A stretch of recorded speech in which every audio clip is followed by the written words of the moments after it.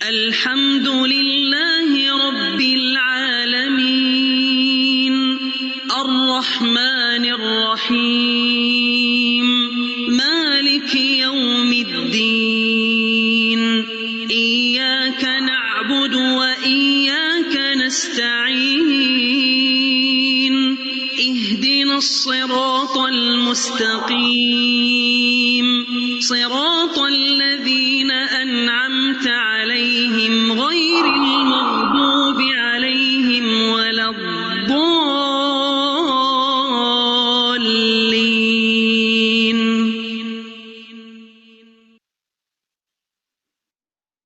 آمین. السلام علیکم ورحمۃ اللہ وبرکاتہ. جی کیسے ہیں آپ سب؟ امید ہے خیریت سے ہوں گے اور کل کا دن آپ نے بہت اچھا گزارا ہوگا. اور الحمدللہ سب کے سب آج تیار ہوں گے. الحمدللہ ابھی رمضان تو نہیں آیا مگر بہرحال پھر بھی ہم اس دفعہ رمضان سے بہت پہلے ہی اپنے قرآن پاک کو سمجھنا شروع کر رہے ہیں تاکہ رمضان میں ہمیں بہت اچھا سا موقع مل جائے اس کو مزید پڑھنے اور سمجھنے کا. جی تو ایسا ہے کہ ہم تھوڑا سا دعا پہ دعا کر لیتے ہیں اور اس کے بعد پھر انشاءاللہ اپنے قرآن پاک کا اس آج کا سفر جو ہم نے شروع کرنا ہے آج سے الحمدللہ اور اگلے 30 دنوں تک یہ جاری رہے گا اس کا ہم آغاز کریں گے پراپرلی انشاءاللہ العزیز. دعا کرتے ہیں اللہ تعالیٰ سے.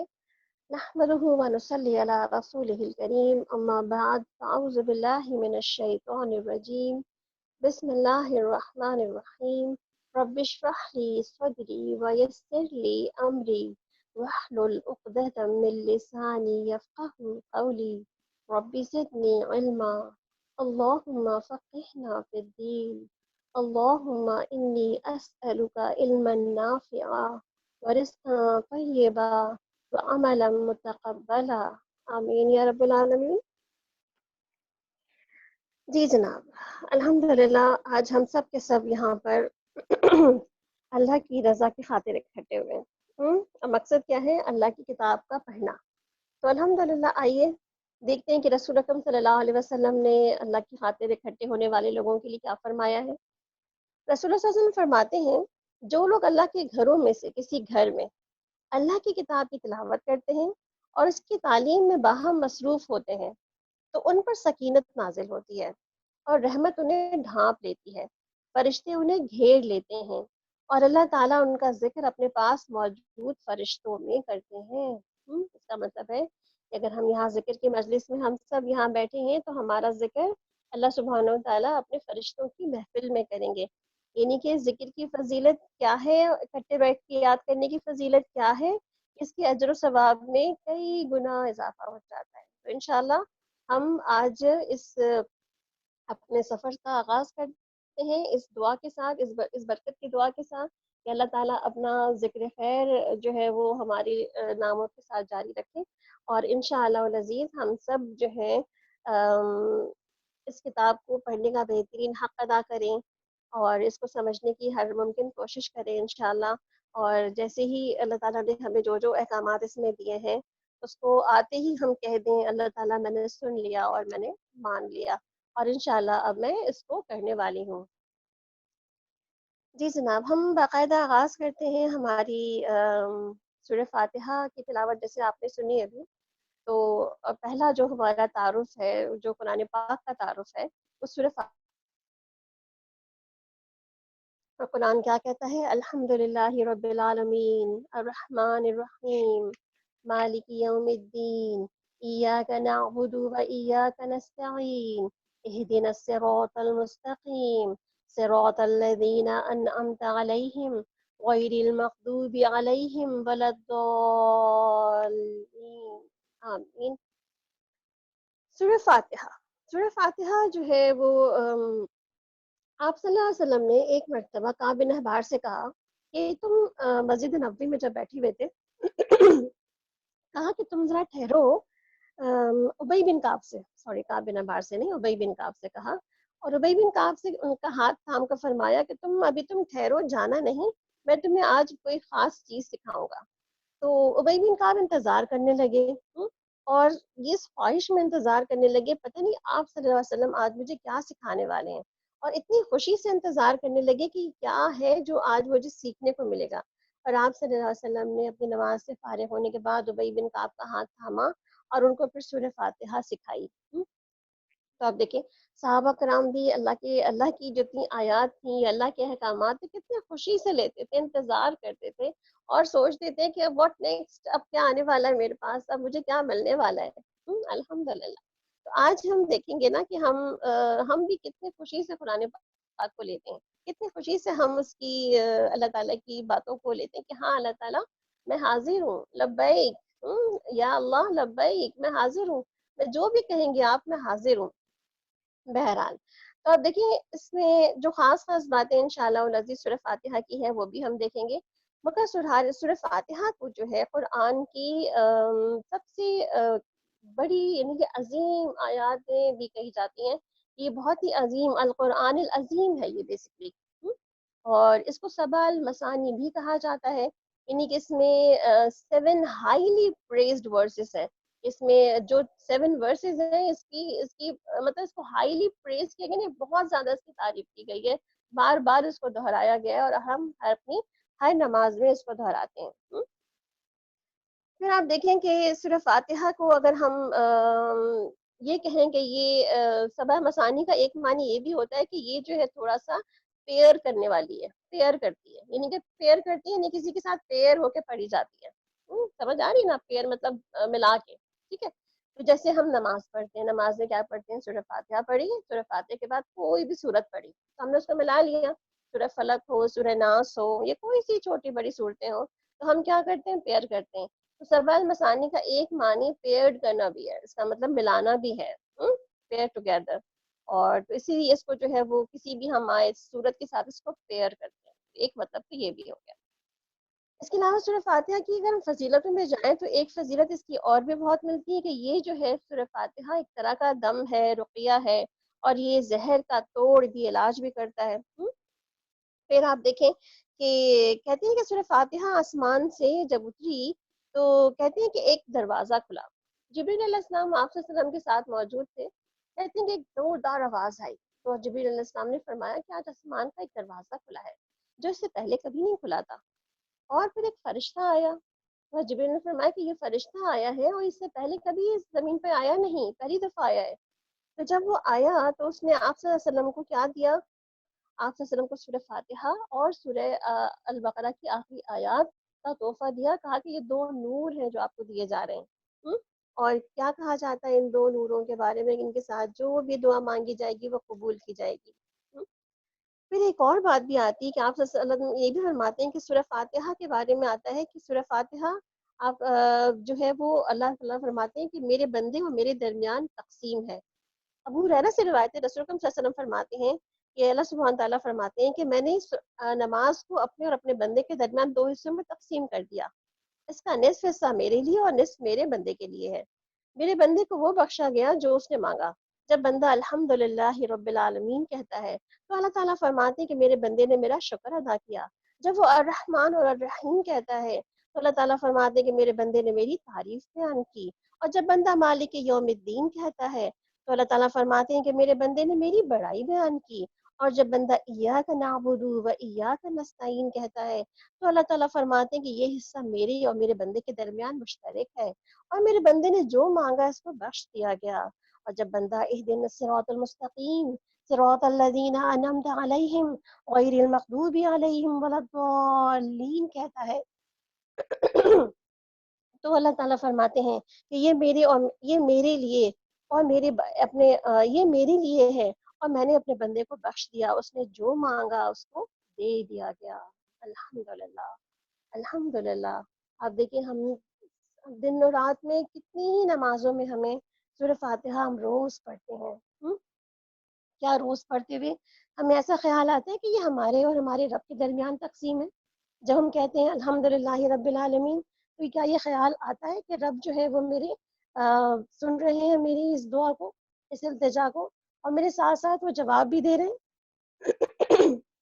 تو بیسکلی ہمیں سورہ فاتحہ کو پڑھتے ہوئے نمازوں میں بار بار جب آ رہی ہوتی ہے اس وقت ہی ہمیں اپنے دلوں کا جائزہ لینا ہے کہ واقعی جو ہم کہہ رہے ہیں وہ ہم سمجھ بھی رہے ہیں اور اگر نہیں بھی سمجھ رہے تو انشاءاللہ آج جو آپ سمجھیں گے سورہ فاتحہ کو، اور آج کے بعد جب آپ کی اپنی نمازیں ہوں گی انشاءاللہ، تو پھر آپ اپنی نمازوں میں خود محسوس کریں گے کہ کس طرح سورہ فاتحہ آپ کو سمجھ آ رہی ہے۔ بسم اللہ الرحمن الرحیم، الحمد للہ رب العالمین، تمام تعریف تمام شکر اللہ ہی کے لیے ہے جو کائنات کا رب ہے، الرحمن الرحیم، جو رحمان اور رحیم ہے۔ یعنی کہ رب کون ہوتا ہے؟ جو کہ خالق ہوتا ہے، مالک ہوتا ہے، مدبر ہوتا ہے، رازق ہوتا ہے، یعنی کہ وہ ہمیں بھی نہیں بلکہ ہمارے ساتھ پلنے والے ہزاروں مخلوقوں کو جو ہے وہ اللہ تعالیٰ جو ہے ان کا رازق ہے، مالک ہے، مدبر ہے، ہر چیز کا جو ہے وہ خالق اور مالک ہے۔ تو تمام شکر اور تمام تعریف اسی رب کے لیے ہے۔ الحمدللہ ہی بہت، الحمدللہ بہت بڑا ایک کلمہ خود بھی ہے۔ اب دیکھیں الحمدللہ کہنا میزان کو بھر دیتا ہے، اور کہتے ہیں نا کہ افضل سب سے افضل بندے جو قیامت کے دن ہوں گے وہ حمادون ہوں گے۔ حماد یعنی کہ حمد کرنے والے، تو جو حمد بیان کرنے والے وہ کون لوگ ہوں گے؟ جو الحمدللہ ان کی کثرت سے ان کی باتوں میں، ان کے جملوں میں ان کی زندگی میں شامل ہوگا۔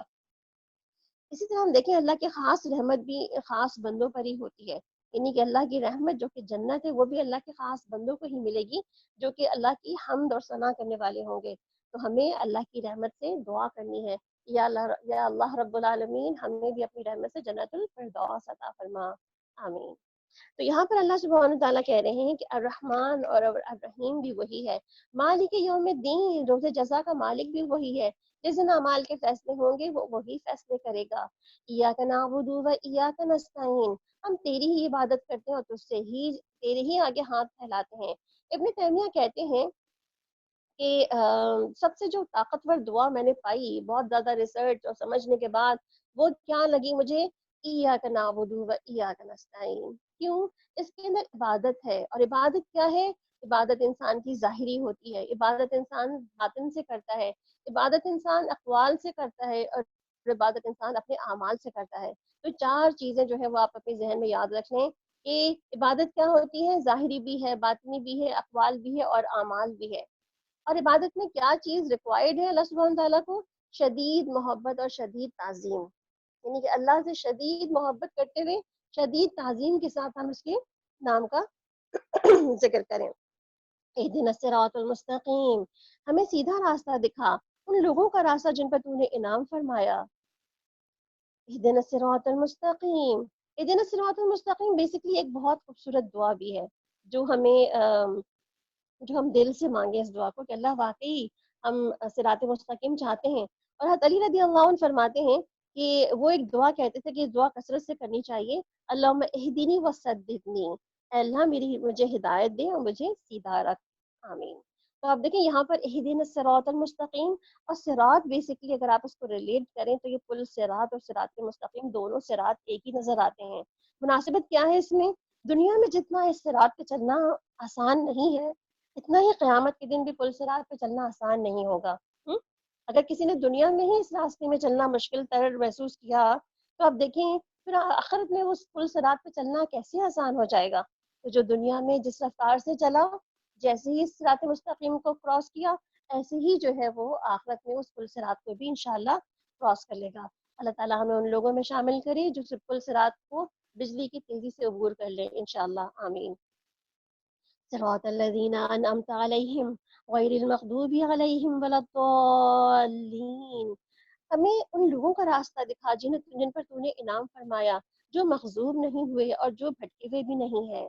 یعنی کہ ہم ان کا راستہ تو مانگتے ہیں جو انعام یافتہ لوگ تھے، مگر ہم ان کا راستہ بالکل نہیں مانگتے جو کہ بالکل انعام یافتہ نہیں، جن میں سے آپ دیکھیں غیر المغضوب ولا الضالین، یعنی کہ جتنے بھی مغضوب علیہم قومیں گزر چکی ہیں، جتنے بھی ضالین لوگ گزر چکے ہیں، ان سب کے بارے میں کہا جا رہا ہے اللہ ہم ان کے راستے پہ نہیں ہیں، ہمیں ان کے راستے پہ نہیں چلانا، ہمیں صحابہ کرام کے راستے پہ چلانا، ہمیں اپنے صحابہ کرام کے بعد ان کے تابعین، تابع تابعین، ان کے بعد ہمیں ان کی ایسے تمام لوگوں کے راستے پہ چلانا جو ہمیں واقعی میں بہترین منزل تک پہنچا کر ان تک کا راستہ دکھانے والے ہیں، الحمدللہ، آمین۔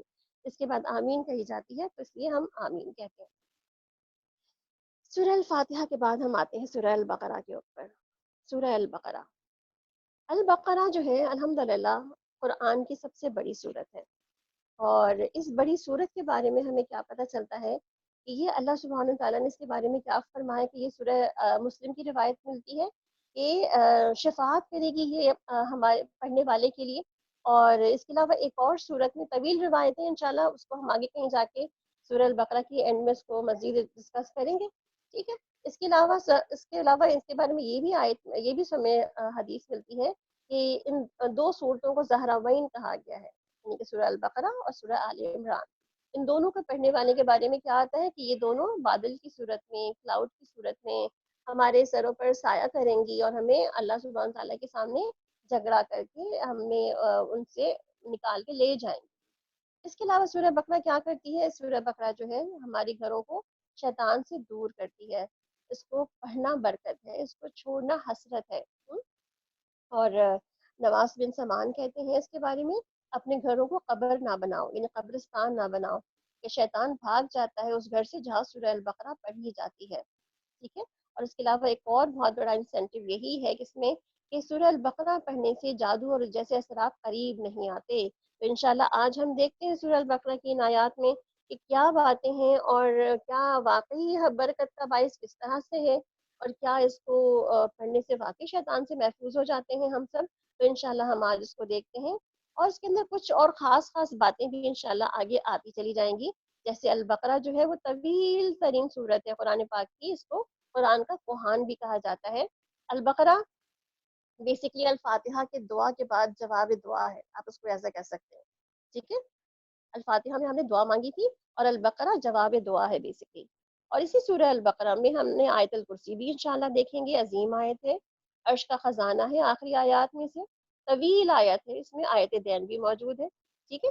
انشاءاللہ اس کو روزانہ پڑھنا، اپنا اس کو حصہ بنانا ہے اپنی زندگی کا. الف لام میم. اس سے پہلے تھوڑی سی تلاوت سن لیں اس کی، اس کے بعد شروع کرتے ہیں. جی مدیہ تلاوت لگائیے گا.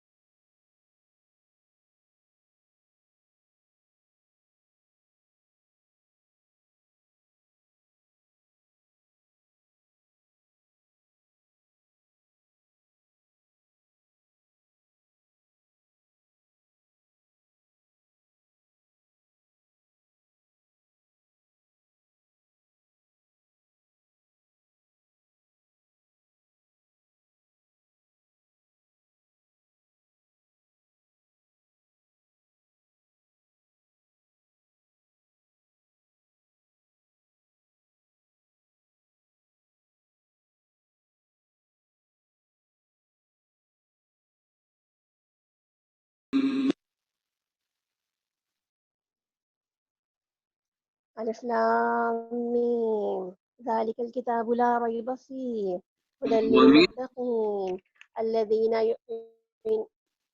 الذین یؤمنون بالغیب ویقیمون الصلاة ومما رزقناہم ينفقون. شروع اللہ کے نام سے جو بڑا مہربان نہایت رحم فرمانے والا ہے. الف لام میم یہ حروف مقطعات ہیں، اور حروف مقطعات کے کوئی باقاعدہ معنی نہیں ہوتے جس کا ہمیں علم نہیں ہے، نہ اللہ تعالیٰ نے بتائے ہیں، نہ ہی ہمیں اللہ کے رسول صلی اللہ علیہ وسلم نے ہمیں بتائے ہیں. ذالک الکتاب لا ریب فیہ یہ وہ کتاب ہے جس میں کوئی شک نہیں.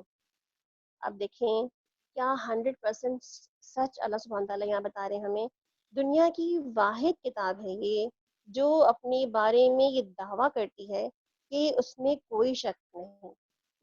اب دیکھیں دنیا میں بہت سی چیزوں کے لوگ نا دعوے کرتے ہیں، اور کیا ہر دعوے پہ لوگ کوئی پورے اترتا بھی ہے؟ اس کا مطلب کیا ہوا کہ بعض اوقات ہم دعوے تو بہت بڑے بڑے کرتے ہیں مگر دعوے پورا نہیں اترتے. مگر قرآن یہاں پر اللہ سبحانہ و تعالیٰ کی کتاب یہاں پر اپنے بارے میں دعویٰ کرتی ہے کہ اس میں کوئی شک نہیں ہے، اور شک کسی طرح سے کوئی نکال بھی نہیں سکتا کہیں سے.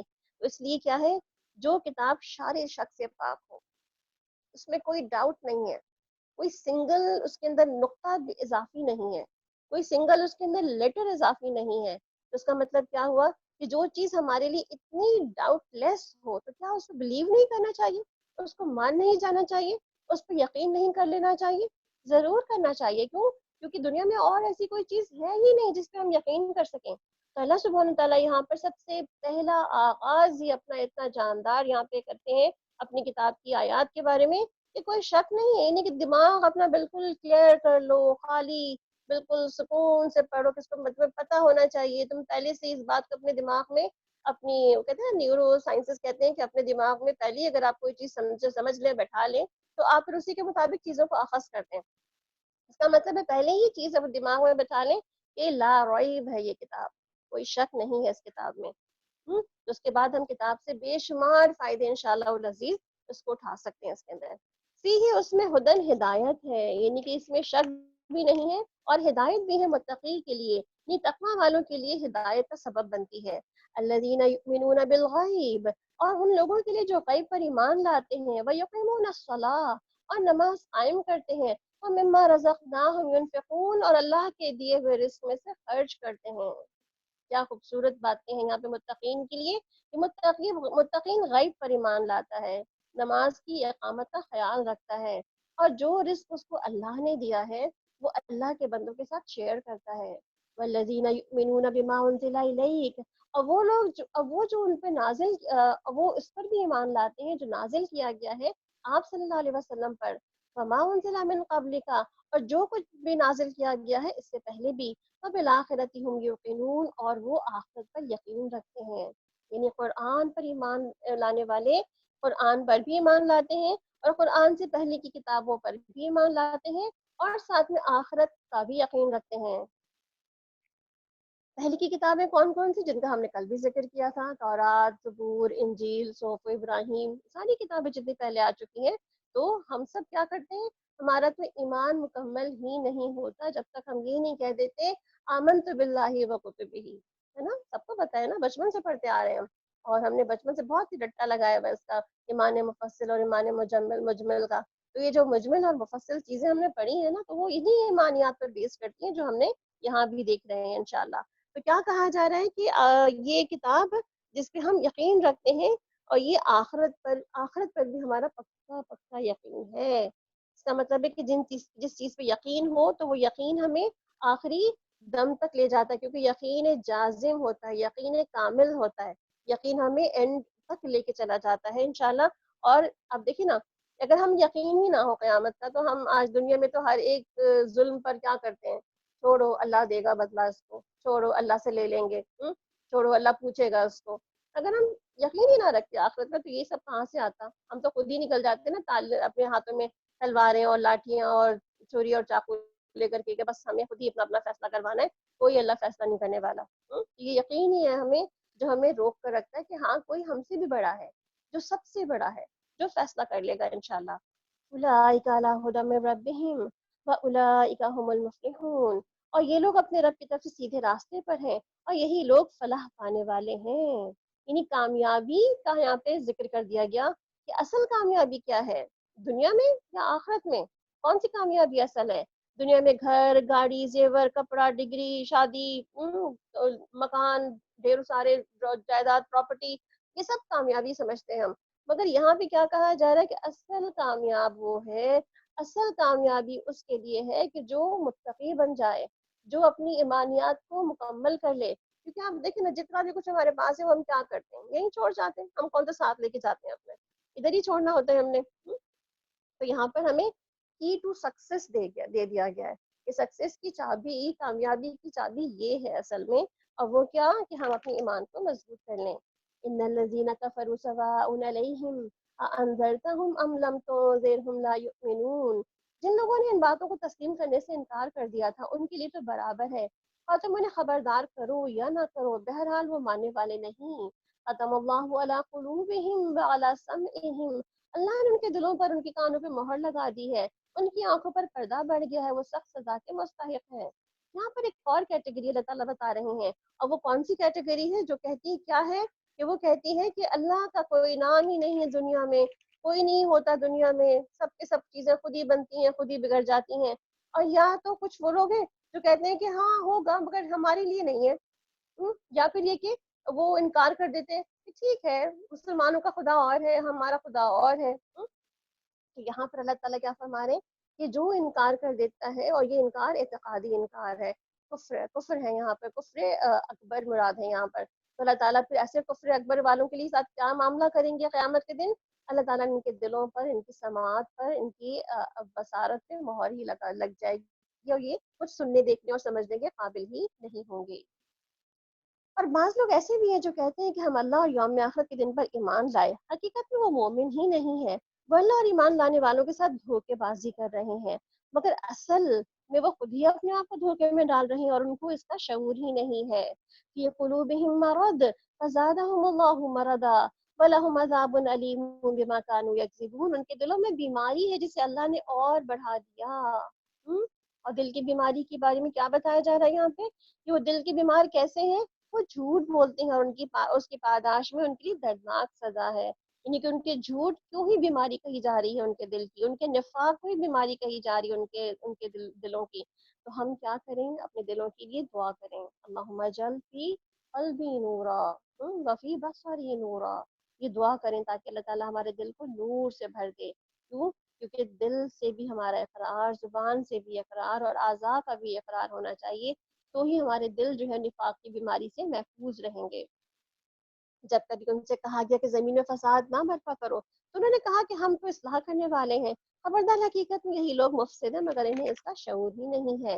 ان سے کہا گیا جس طرح دوسرے لوگ ایمان لائے ہیں، یعنی صحابہ کرام، اسی طرح تم بھی ایمان لے آؤ۔ تو انہوں نے کہا یہی جواب دیا کہ ہم بے وقوفوں کی طرح ایمان لائے۔ خبردار، حقیقت میں تو یہ خود ہی بے وقوف ہے، مگر یہ نہیں جانتے۔ جب یہ اہل ایمان سے ملتے ہیں تو کہتے ہیں کہ ہم ایمان لائے، جب علیحدگی میں اپنے شیطانوں سے ملتے ہیں تو کہتے ہیں اصل میں تو ہم تمہارے ساتھ ہیں، اور ان لوگوں سے تو ہم مذاق کر رہے تھے۔ اللہ مذاق کر رہا ہے ان سے، اور ان کے رستے دراز کیے جاتا ہے، اور یہ اپنی سرکشی میں اندھوں کی طرح بھٹکتے ہی چلے جاتے ہیں۔ یہ وہ لوگ ہیں جنہوں نے ہدایت کے بدلے گمراہی خرید لی، مگر یہ سودا ان کے لیے نفع بخش نہیں، اور یہ ہرگز سیدھے راستے پہ نہیں ہے۔ ان کی مثال ایسی ہے جیسے ایک شخص نے آگ روشن کی، جب اس نے ماحول روشن کر دیا تو اللہ نے ان کا نور بصارت طلب کر لیا، اور انہیں اس حال میں چھوڑ دیا کہ تاریکیوں میں انہیں کچھ نظر نہیں آتا۔ یہ بہرے ہیں، گونگے ہیں، اندھے ہیں، یہ اب نہیں پلٹیں گے۔ یا پھر ان کی مثال ایسی ہے کہ آسمان سے بارش ہو رہی ہو، اور ان کے ساتھ ہی اندھیری گھٹا اور کڑک اور چمک بھی ہو، یہ بجلی کے کڑکے سن کر اپنی جانوں کی خوف سے کانوں میں انگلیاں ٹھوسے لیتے ہیں۔ اللہ ان منکرین حق کو ہر طرف سے گھیرے میں لیے ہوئے ہے۔ چمک سے ان کی حالت یہ ہو رہی ہے گویا عنقریب بجلی ان کی بصارت کو چک لے جائے گی۔ جب ذرا کچھ روشنی محسوس ہوتی ہے تو اس میں کچھ دور چل لیتے ہیں، اور جب ان پر اندھیرا چھا جاتا ہے تو کھڑے ہو جاتے ہیں۔ اللہ چاہتا تو ان کی سماعت اور بصارت بھی سلب کر لیتا۔ اب دیکھیں یہاں عملی منافقت کی مثال سمجھ آ رہی ہے ہمیں۔ ایک تو وہ منافق تو پتہ ہے نا کون ہوتا ہے، جس کا دل اور زبان جو ہے اس میں کنٹراسٹ نہ ہو، کانٹرڈکشن ہو، جس میں کہے کچھ وہ اور کرے کچھ وہ، ٹھیک ہے۔ تو یہاں پر عملی منافقت کی ایک مثال آ رہی ہے۔ اب دیکھیے، جب ہم میں سے بھی بہت سے لوگ ایسے ہو سکتے ہیں نا کہ جب اللہ کا حکم آسان ترین آ جاتا ہے تو ہم اس آسان ترین حکم پہ چلنے لگ جاتے ہیں اور اس پہ کام کرنے لگ جاتے ہیں، مگر جہاں کہیں ذرا ہمیں مشکل آتی ہے تو ہم کیا کرتے ہیں، ہم اس کو چھوڑے بیٹھتے ہیں۔ تو اب دیکھیں ہم میں سے ہر شخص کہیں نہ کہیں قول اور فعل میں تضاد ضرور رکھتا ہی ہے۔ اور آپ دیکھیں کہ ہماری تو فکر بھی نہیں ہوتی اس بارے میں، ہمیں کوئی فکر بھی نہیں ہوتی کہ ہم باقی اپنے تضاد کو سوچیں بھی، یا ہم دیکھیں بھی، یا ہم فکر بھی کریں کہ کہیں ہم منافق تو نہیں ہو گئے۔ اور اگر صحابہ کرام کو دیکھیں تو حضرت عمر فاروق رضی اللہ عنہ کو دیکھیں، وہ کتنے فکر مند رہتے تھے اس بارے میں۔ حضرت حذیفہ رضی اللہ عنہ جن کے بارے میں پتہ چلتا ہے کہ ان کو اللہ کے رسول صلی اللہ علیہ وسلم نے ان لوگوں کے نام بتا دیے تھے جو کہ منافق تھے مدینے میں، تو وہ حضرت حذیفہ سے جا کے پوچھتے ہیں کہ حذیفہ تمہیں قسم ہے تم سچی بات بتانا، کہیں اس تمام لوگوں کی لسٹ میں میرا نام تو شامل نہیں۔ اب دیکھیں ان صحابہ کرام کو فکر ہوتی تھی کہیں میرا نام تو شامل نہیں۔ اور آپ نے وہ بھی روایت بہت ہی سن رکھی ہوگی جس میں کہا گیا کہ نافقہ حنزلہ، یعنی حنزلہ انصاری کہتے ہیں کہ میں تو منافق ہو گیا. تو پوچھا کہ بھائی کیوں آپ کیوں منافق ہو گئے؟ کہتے ہیں جو حال میرا آپ صلی اللہ علیہ وسلم کی مجلس میں ہوتا ہے وہ گھر جا کے نہیں ہوتا. اس کا مطلب یہ منافقت ہے نا, ڈوئل پرسنالٹی ہو گئی, یہاں پہ کچھ ہوں گھر میں کچھ ہوں. ابو بکر کہتے ہیں میرا بھی یہی حال ہے. اور آج دیکھیں ہم اپنے کو کتنا سچے اور بالکل کہتے ہیں نا بہت ہی اچھے والے مومن سمجھتے ہیں. اور نفاق تو بیسیکلی ہوتا ہی وہ ہے جس کو نفاق کہتے ہیں نا اسی کو ہوتا ہے جس کو نفاق کا ڈر ہی نہ ہو. یعنی کہ ہم منافقت سے اگر ڈرتے نہ رہیں کہ اللہ تعالیٰ کہیں ہمارے دل میں منافقت تو نہیں آ گئی. اور آپ دیکھیں نا اس میں قرآن میں کھول کھول کے ساری خصوصیات بیان کر دی گئی ہیں کہ وہ دھوکہ دیتے ہیں, وہ جھوٹ بولتے ہیں, وہ بات بات پہ لڑتے جھگڑتے ہیں, فساد کرتے ہیں, وعدہ خلافی کرتے ہیں, امانت میں خیانت کرتے ہیں. اتنی ساری اگزامپلس ہمیں پتہ چل جاتی ہیں کہ بھائی منافق تو یہ ہوتا ہے. تو کہیں بھی منافقت کی کوئی رمق ہمارے دل کے اندر باقی ہے؟ اور اگر ہے تو پھر ہم خود سوچیں کہ کیا ہمارے دل میں ایمان ہے یا منافقت ہے. یا ایھا الناس اعبدوا ربکم الذی خلقکم والذین من قبلکم لعلکم تتقون. اے لوگوں بندگی اختیار کرو اس رب کی جو تمہارا اور تم سے پہلے لوگوں کا بھی خالق ہے. اور اب دیکھیں یہاں پر ایک اور بات, پیچھے ہم نے عبادت کی بات پڑھی, یہاں پہ بھی دوبارہ عبادت کی بات آ رہی ہے. اور عبادت کے لیے ہم نے کیا چیزیں یاد رکھ لی تھیں کہ عبادت کیسے ہوتی ہے, قول سے, فعل سے, ظاہر سے اور باطن سے ہوتی ہے. ٹھیک ہے, تو یہاں پہ کیا کہا جا رہا ہے, اللہ تعالیٰ تمام انسانیت کو مخاطب کرتے ہوئے کیا کہہ رہے ہیں کہ تمام لوگوں سے کہہ رہے ہیں اپنے رب کی عبادت کرو. کیونکہ رب کون ہوتا ہے پیچھے ہم نے دیکھ لیا, خالق, مالک, مدبر, رازق. اور اس پیمانے پہ کوئی اور پورا اترتا ہے؟ اگر کوئی اور پورا نہیں اترتا تو مان جاؤ نا کس کو کہ وہ رب ہے. اور خاص طور پہ یہاں پہ کیا کہا گیا کہ اس نے تمہیں بھی پیدا کیا, تم سے پہلے گزرے ہوئے لوگوں کو بھی پیدا کیا تاکہ تم بچنے کی کرو, لعلکم تتقون, بچ جاؤ. وہی تو ہے جس نے تمہارے لیے زمین کا فرش بچھایا, آسمان کی چھت بنائی, اوپر سے پانی برسایا, اس کے ذریعے سے ہر طرح کی پیداوار نکال کر تمہارے لیے رزق بہت پہنچایا. بس تم جب یہ جانتے ہو تو دوسروں کو اللہ کا شریک نہ ٹھہراؤ. یعنی کہ جب جانتے ہو سب کچھ اللہ کا ہے تو پھر اللہ کا ہے تو پھر اللہ کی میں کیا شریک, کہ اللہ کی مملکت میں کس کو شریک کر سکتے ہیں پھر ہم, جب سب کچھ اللہ کا ہی ہے تو. اور اگر تمہیں اس امر میں شک ہے کہ یہ کتاب ہم نے اپنے بندے پر اتاری ہے, یہ ہماری ہے یا نہیں, تو اس کی مانند ایک سورت ہی بنا لاؤ, اپنے سارے ہم نواؤں کو بھی اکٹھا کر لو. یعنی کہ جو اپنے تمہارے ساتھی لوگ ہیں سب کو بلا لو, سارے لنگوسٹکس کے ماسٹرز کو بلوا لو, بیٹھو یہاں پر, اور اس کے بعد تھوڑی سی جو ہے اس پہ ذکر کرو اس پہ, اور اس میں کوئی نہ کوئی آیت بنا کے لے کر آ جاؤ. اور ایک خدا کو چھوڑ کر, ایک اللہ کو چھوڑ کر جس کو چاہو تم بلا سکتے ہو اگر تم سچے ہو تو یہ کام کر کے دکھا دو. اتنا اوپن چیلنج ہے قرآن پاک کا, اور جب سے اب تک موجود ہے, اور آج تک کوئی ایسی کوئی چیز نہ بنا سکا, نہ لکھ سکا, نہ بتا سکا کہ واقعی میں قرآن کے اگینسٹ میں یہ چیز موجود ہے جو کہ قرآن ہی ہے. الحمدللہ اللہ کا چیلنج ہے, اللہ کی کتاب ہے, اللہ کی کلام جیسا کوئی اور کلام ہے ہی نہیں اس کائنات میں. لیکن اگر تم نے ایسا نہ کیا, اور یقیناً کبھی ایسا کر بھی نہیں سکتے, تو ڈرو اس آگ سے جس کا ایندھن بنیں گے انسان اور پتھر, جو مہیا کی گئی ہے منکرین حق کے لیے. اس کا مطلب ہے کہ جو لوگ کتاب کو مان جاتے ہیں وہ شک نہیں کرتے. کیوں؟ کیونکہ پیچھے ہم نے پڑھ لیا لا ریب فیہ, مان جانے والے تو شک کرتے ہی نہیں ہے. جو نہیں مانتے ہیں انہی کے دلوں میں شکوک و شبہات جو ہے وہ پلتے رہتے ہیں. اے نبی صلی اللہ علیہ وسلم, جو لوگ اس کتاب پر ایمان لے آئیں اور اس کے مطابق اپنے عمل درست کر لیں, انہیں خوشخبری دے دو کہ ان کے لیے ایسے باغ ہیں جن کے نیچے نہریں بہتی ہوں گی. ان باغوں کے پھل دنیا کے پھلوں کی صورت میں ملتے جلتے ہوں گے, اور جب کبھی کوئی پھل ان کو کھانے کو دیا جائے گا وہ کیا کہیں گے, ایسے پھل تو دنیا میں بھی ہمیں دیے جاتے تھے. وہاں ان کے لیے پاکیزہ بیویاں ہوں گی اور وہ وہاں ہمیشہ رہیں گے.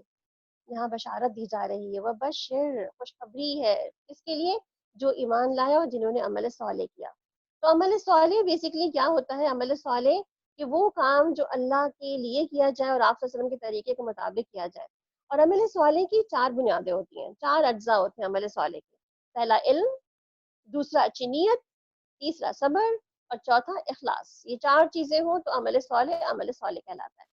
ان اللہ لا یستحی ان یضرب مثلا ما بعودۃ فما فوقها, اور اللہ ایسی کسی مثال سے نہیں شرماتا خواہ وہ مچھر کی ہو یا مچھر سے بھی کسی حقیر ترکیبی, یعنی کوئی مچھر سے بھی چھوٹی چیز کی مثال ہو. اور آپ دیکھیں نا آج اللہ تعالیٰ نے مچھر سے حقیر تر چیز کی, وہ چیز جو ہماری آنکھوں سے نظر بھی نہیں آتی, اس جراثیم کی مثال دے دی ہے. آج دنیا پوری کی پوری اس کی لپیٹ میں ہے. ہم سب اپنے گھروں میں لاک ڈاؤن ہو کے بیٹھے ہوئے ہیں, کوئی گھروں سے باہر نکلنے کی کسی کو پرمیشن نہیں ہے. جو جہاں جہاں پہ کوئی کام کر رہا ہے وہ کہیں نہ کہیں اس کا شکار بھی ہو رہا ہے. اور ہم دیکھتے ہیں کہ جیسے آج ہی ہماری ساتھی جو ہے مدیحہ, انہوں نے بتایا کہ ان کے جو بھائی ہیں انگلینڈ میں, ان کو بھی, کیونکہ میرے خیال سے وہ, انہوں نے بتایا کہ وہ ڈاکٹر ہیں اور وہاں شاید میرے خیال سے اس میں کام کرتے ہیں, جو کہ وینٹیلیٹرز وغیرہ جہاں پر ہوتے ہیں, یعنی کہ آئی سی یو وغیرہ میں. تو ان کو بھی کرونا وائرس کا اٹیک ہو گیا ہے. اللہ تعالیٰ ان کو محفوظ رکھے, ان کو صحت و زندگی کے ساتھ رکھے, اور جتنے بھی لوگ اس وبا میں مبتلا ہیں, اللہ تعالیٰ ہم سب کو صحت و زندگی کے ساتھ رکھے, اور اللہ تعالیٰ اس وبا کو جلد سے جلد ہم سے دور کر دے. اللہ تعالیٰ نے ہم پر یہ آزمائش بھیجی ہے, اللہ اس آزمائش کو جلد سے جلد دور کر دے, کیونکہ اللہ نہیں شرماتا, اس کو کوئی شرم نہیں ہے کہ وہ ہمیں کیسے آزما لے, اس کو کوئی شرم نہیں ہے کہ وہ ہمیں کس طرح سے سمجھانا چاہے کہ میری طرف آ جاؤ یا عبادی میری طرف آ جاؤ. ہاں, جو لوگ حق کی بات قبول کرنے والے ہیں وہ ان مثالوں کو دیکھ کر جان لیتے ہیں کہ یہ حق ہے, جو اللہ ہی رب کی طرف سے آیا ہے. اور جو ماننے والے نہیں وہ انہیں سن کر کہنے لگتے ہیں کہ ان مثالوں سے اللہ کو کیا ہے, یعنی اللہ کیا مثالیں بیان کرتا رہتا ہے اس طرح کی. اس طرح اللہ ایک ہی بات سے بہت لوگوں کو گمراہی میں مبتلا کر دیتا ہے, اور بہت ساروں کو راستہ بھی دکھا دیتا ہے, اور گمراہی میں وہ انہیں کو مبتلا کرتا ہے جو کہ فاسق ہے.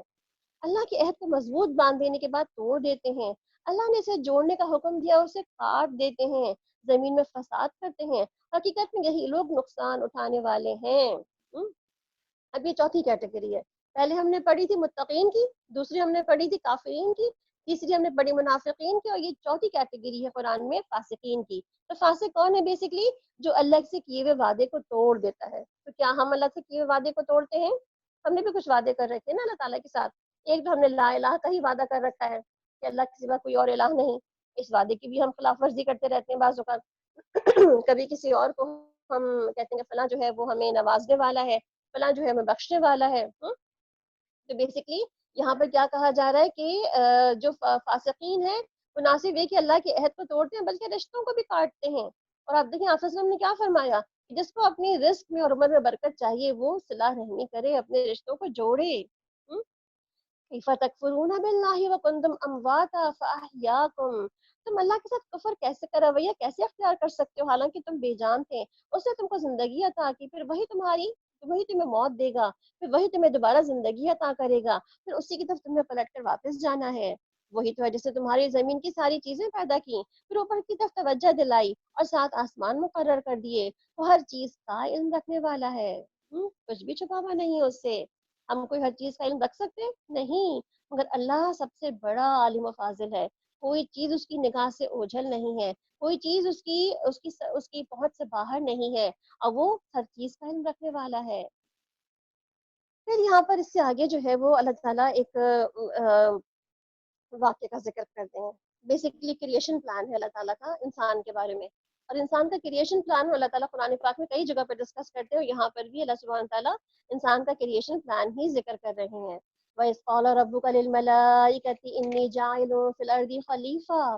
پھر ذرا اس وقت کا تصور کرو جب تمہارے رب نے فرشتوں سے کہا تھا کہ میں زمین میں ایک خلیفہ بنانے والا ہوں. انہوں نے عرض کیا کہ آپ زمین میں کسی ایسے کو مقرر کرنے والے ہیں جو اس کے انتظام کو بگاڑ دے گا اور خون ریزیاں کرے گا. تو یہاں پر بیسکلی اللہ تعالیٰ کیا فرما رہے ہیں کہ ہم خلیفہ بنا رہے ہیں. خلیفہ کون ہوتا ہے؟ جو بعد میں آنے والا ہو. اس کا مطلب ہے کہ ہم سے پہلے کوئی زمین کی اور مخلوق تھی اور ہم اس کے بعد آئے ہیں, اور اس کے علاوہ ہم میں سے بھی ایک ایک کے بعد دوسرے آتے چلے جاتے ہیں نا, اس لیے بھی خلیفہ کہا گیا. اور اس کے بعد یہ بھی کہا جا رہا ہے کہ فرشتے کیا کر رہے ہیں؟ اعتراض کر رہے ہیں؟ جی نہیں, فرشتے اعتراض بالکل نہیں کر رہے, بلکہ فرشتے اپنی پری نالج کے بیس پر اللہ تعالیٰ سے بات کریں کہ اللہ تعالیٰ اس سے پہلے جو مخلوق موجود تھی وہ تو یہ سب کچھ کرتی تھی, تو کیا یہ مخلوق جو بنائی ہے آپ نے وہ بھی یہی سب کچھ کرے گی کیا؟ تو یہاں پر وہ ایک سوال ریز کر رہے ہیں, کوئی ان کا اعتراض نہیں ہے کہ وہ کریں اور یوں کریں, جیسے کہ فرشتے اور یوں نہیں کرتے.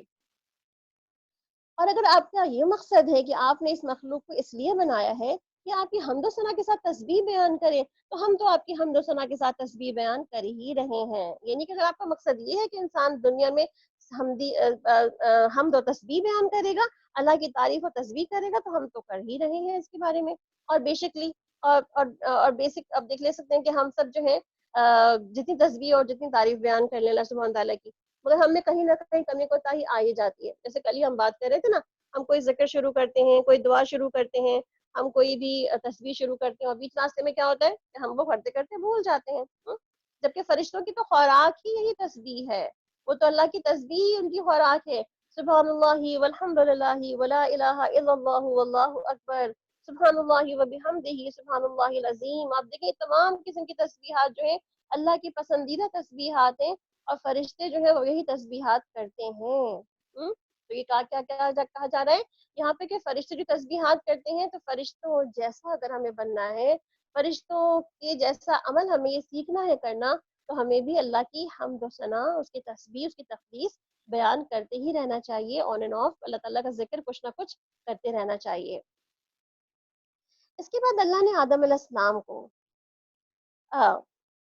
فرمایا اللہ تعالیٰ نے کہ میں جانتا ہوں جو کچھ تم نہیں جانتے. اس کے بعد اللہ نے آدم علیہ السلام کو ساری چیزوں کے نام سکھائے, پھر انہیں فرشتوں کے سامنے پیش کیا اور فرمایا کہ تمہارا کیا خیال ہے, یعنی کہ تمہیں کیا پتا ہے, تمہارا خیال صحیح ہے, اگر واقعی میں کہ تم صحیح کہہ رہے ہو کہ انسان یہی کام کرے گا, تو ذرا ان چیزوں کے نام تو بتاؤ. یعنی کہ جو آدم علیہ السلام کو سکھا دیے گئے تھے ان چیزوں کے نام تو بتاؤ ذرا سے, کہ وہ واقعی ایسے ہی کرے گا. انہوں نے کہا سبحانک لا علم لنا الا ما علمتنا, نقص پاک ہے آپ کی ذات, ہم تو بس اتنا ہی علم رکھتے ہیں, انہیں اس سے زیادہ ہم نہیں جانتے. یا اللہ آپ نے جتنا ہمیں سکھایا ہمیں اتنا ہی پتا ہے, یہ تو اب آپ ہی جانتے ہیں. یعنی کہ اللہ سبحانہ تعالیٰ نے انسان کو علم دیا, جتنا آپ نے ہم کو دیا تھا, جتنا آپ نے ہمیں سکھا دیا, ہمیں اس سے زیادہ ہمیں نہیں پتا. حقیقت میں سب کچھ جاننے اور سمجھنے والا آپ کے سوا کوئی نہیں. پھر اللہ نے آدم علیہ السلام سے کہا تم انہیں ان چیزوں کے نام بتاؤ. جب اس نے ان سب کے نام بتا دیے, تو اللہ نے فرمایا کہ میں نے تم سے کہا نہ تھا کہ میں آسمانوں اور زمین کی ساری حقیقتیں جانتا ہوں جو تم سے مخفی ہیں, اور جو کچھ تم ظاہر کرتے ہو وہ بھی مجھے معلوم ہے, اور جو کچھ تم چھپاتے ہو اس سے بھی میں واقف ہوں, میں جانتا ہوں. اس کا مطلب کیا ہوا کہ اللہ سبحانہ تعالیٰ نے انسان کو ایک فوقیت دی, اور وہ کس کی بنا پر تھی, علم کی بنا پر تھی. یعنی کہ علم کی بنا پر ہی انسان کو ایک فوقیت ملی فرشتوں کے اوپر. تو پھر اللہ تعالیٰ نے کیا کہا, وَإِذْ قُلْنَا لِلْمَلَائِكَةِ اسْجُدُوا لِآدَمَ, جب ہم نے فرشتوں کو حکم دیا کہ آدم کے آگے جھک جاؤ, تو سب جھک گئے, مگر ابلیس نے انکار کر دیا. وہ اپنی بڑائی کے گھمنڈ میں پڑ گیا اور وہ نافرمانوں میں شامل ہو گیا. اس کا مطلب کیا ہے کہ سب کو حکم ملا تھا بات ماننے کی, مگر بات ماننا کس کا حق تھا, فرشتوں کا حق تھا. انہوں نے اللہ تعالیٰ کی ساری باتیں ہمیشہ مانی ہے, تو انہوں نے مان لی.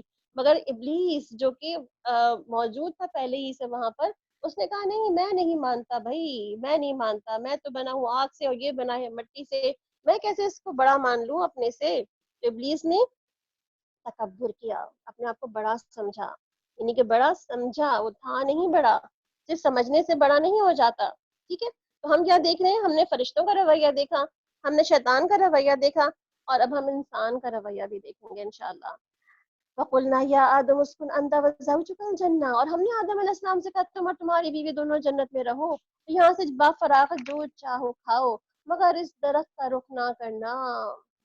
انسان کو ایک بتا دیا گیا کہ یہ تمہاری باؤنڈری ہے, بس اس کے قریب نہ جانا, اور اگر گئے تو فَتَكُونَ مِنَ الظَّالِمِينَ, تم ظالموں میں سے شمار ہو جاؤ گے.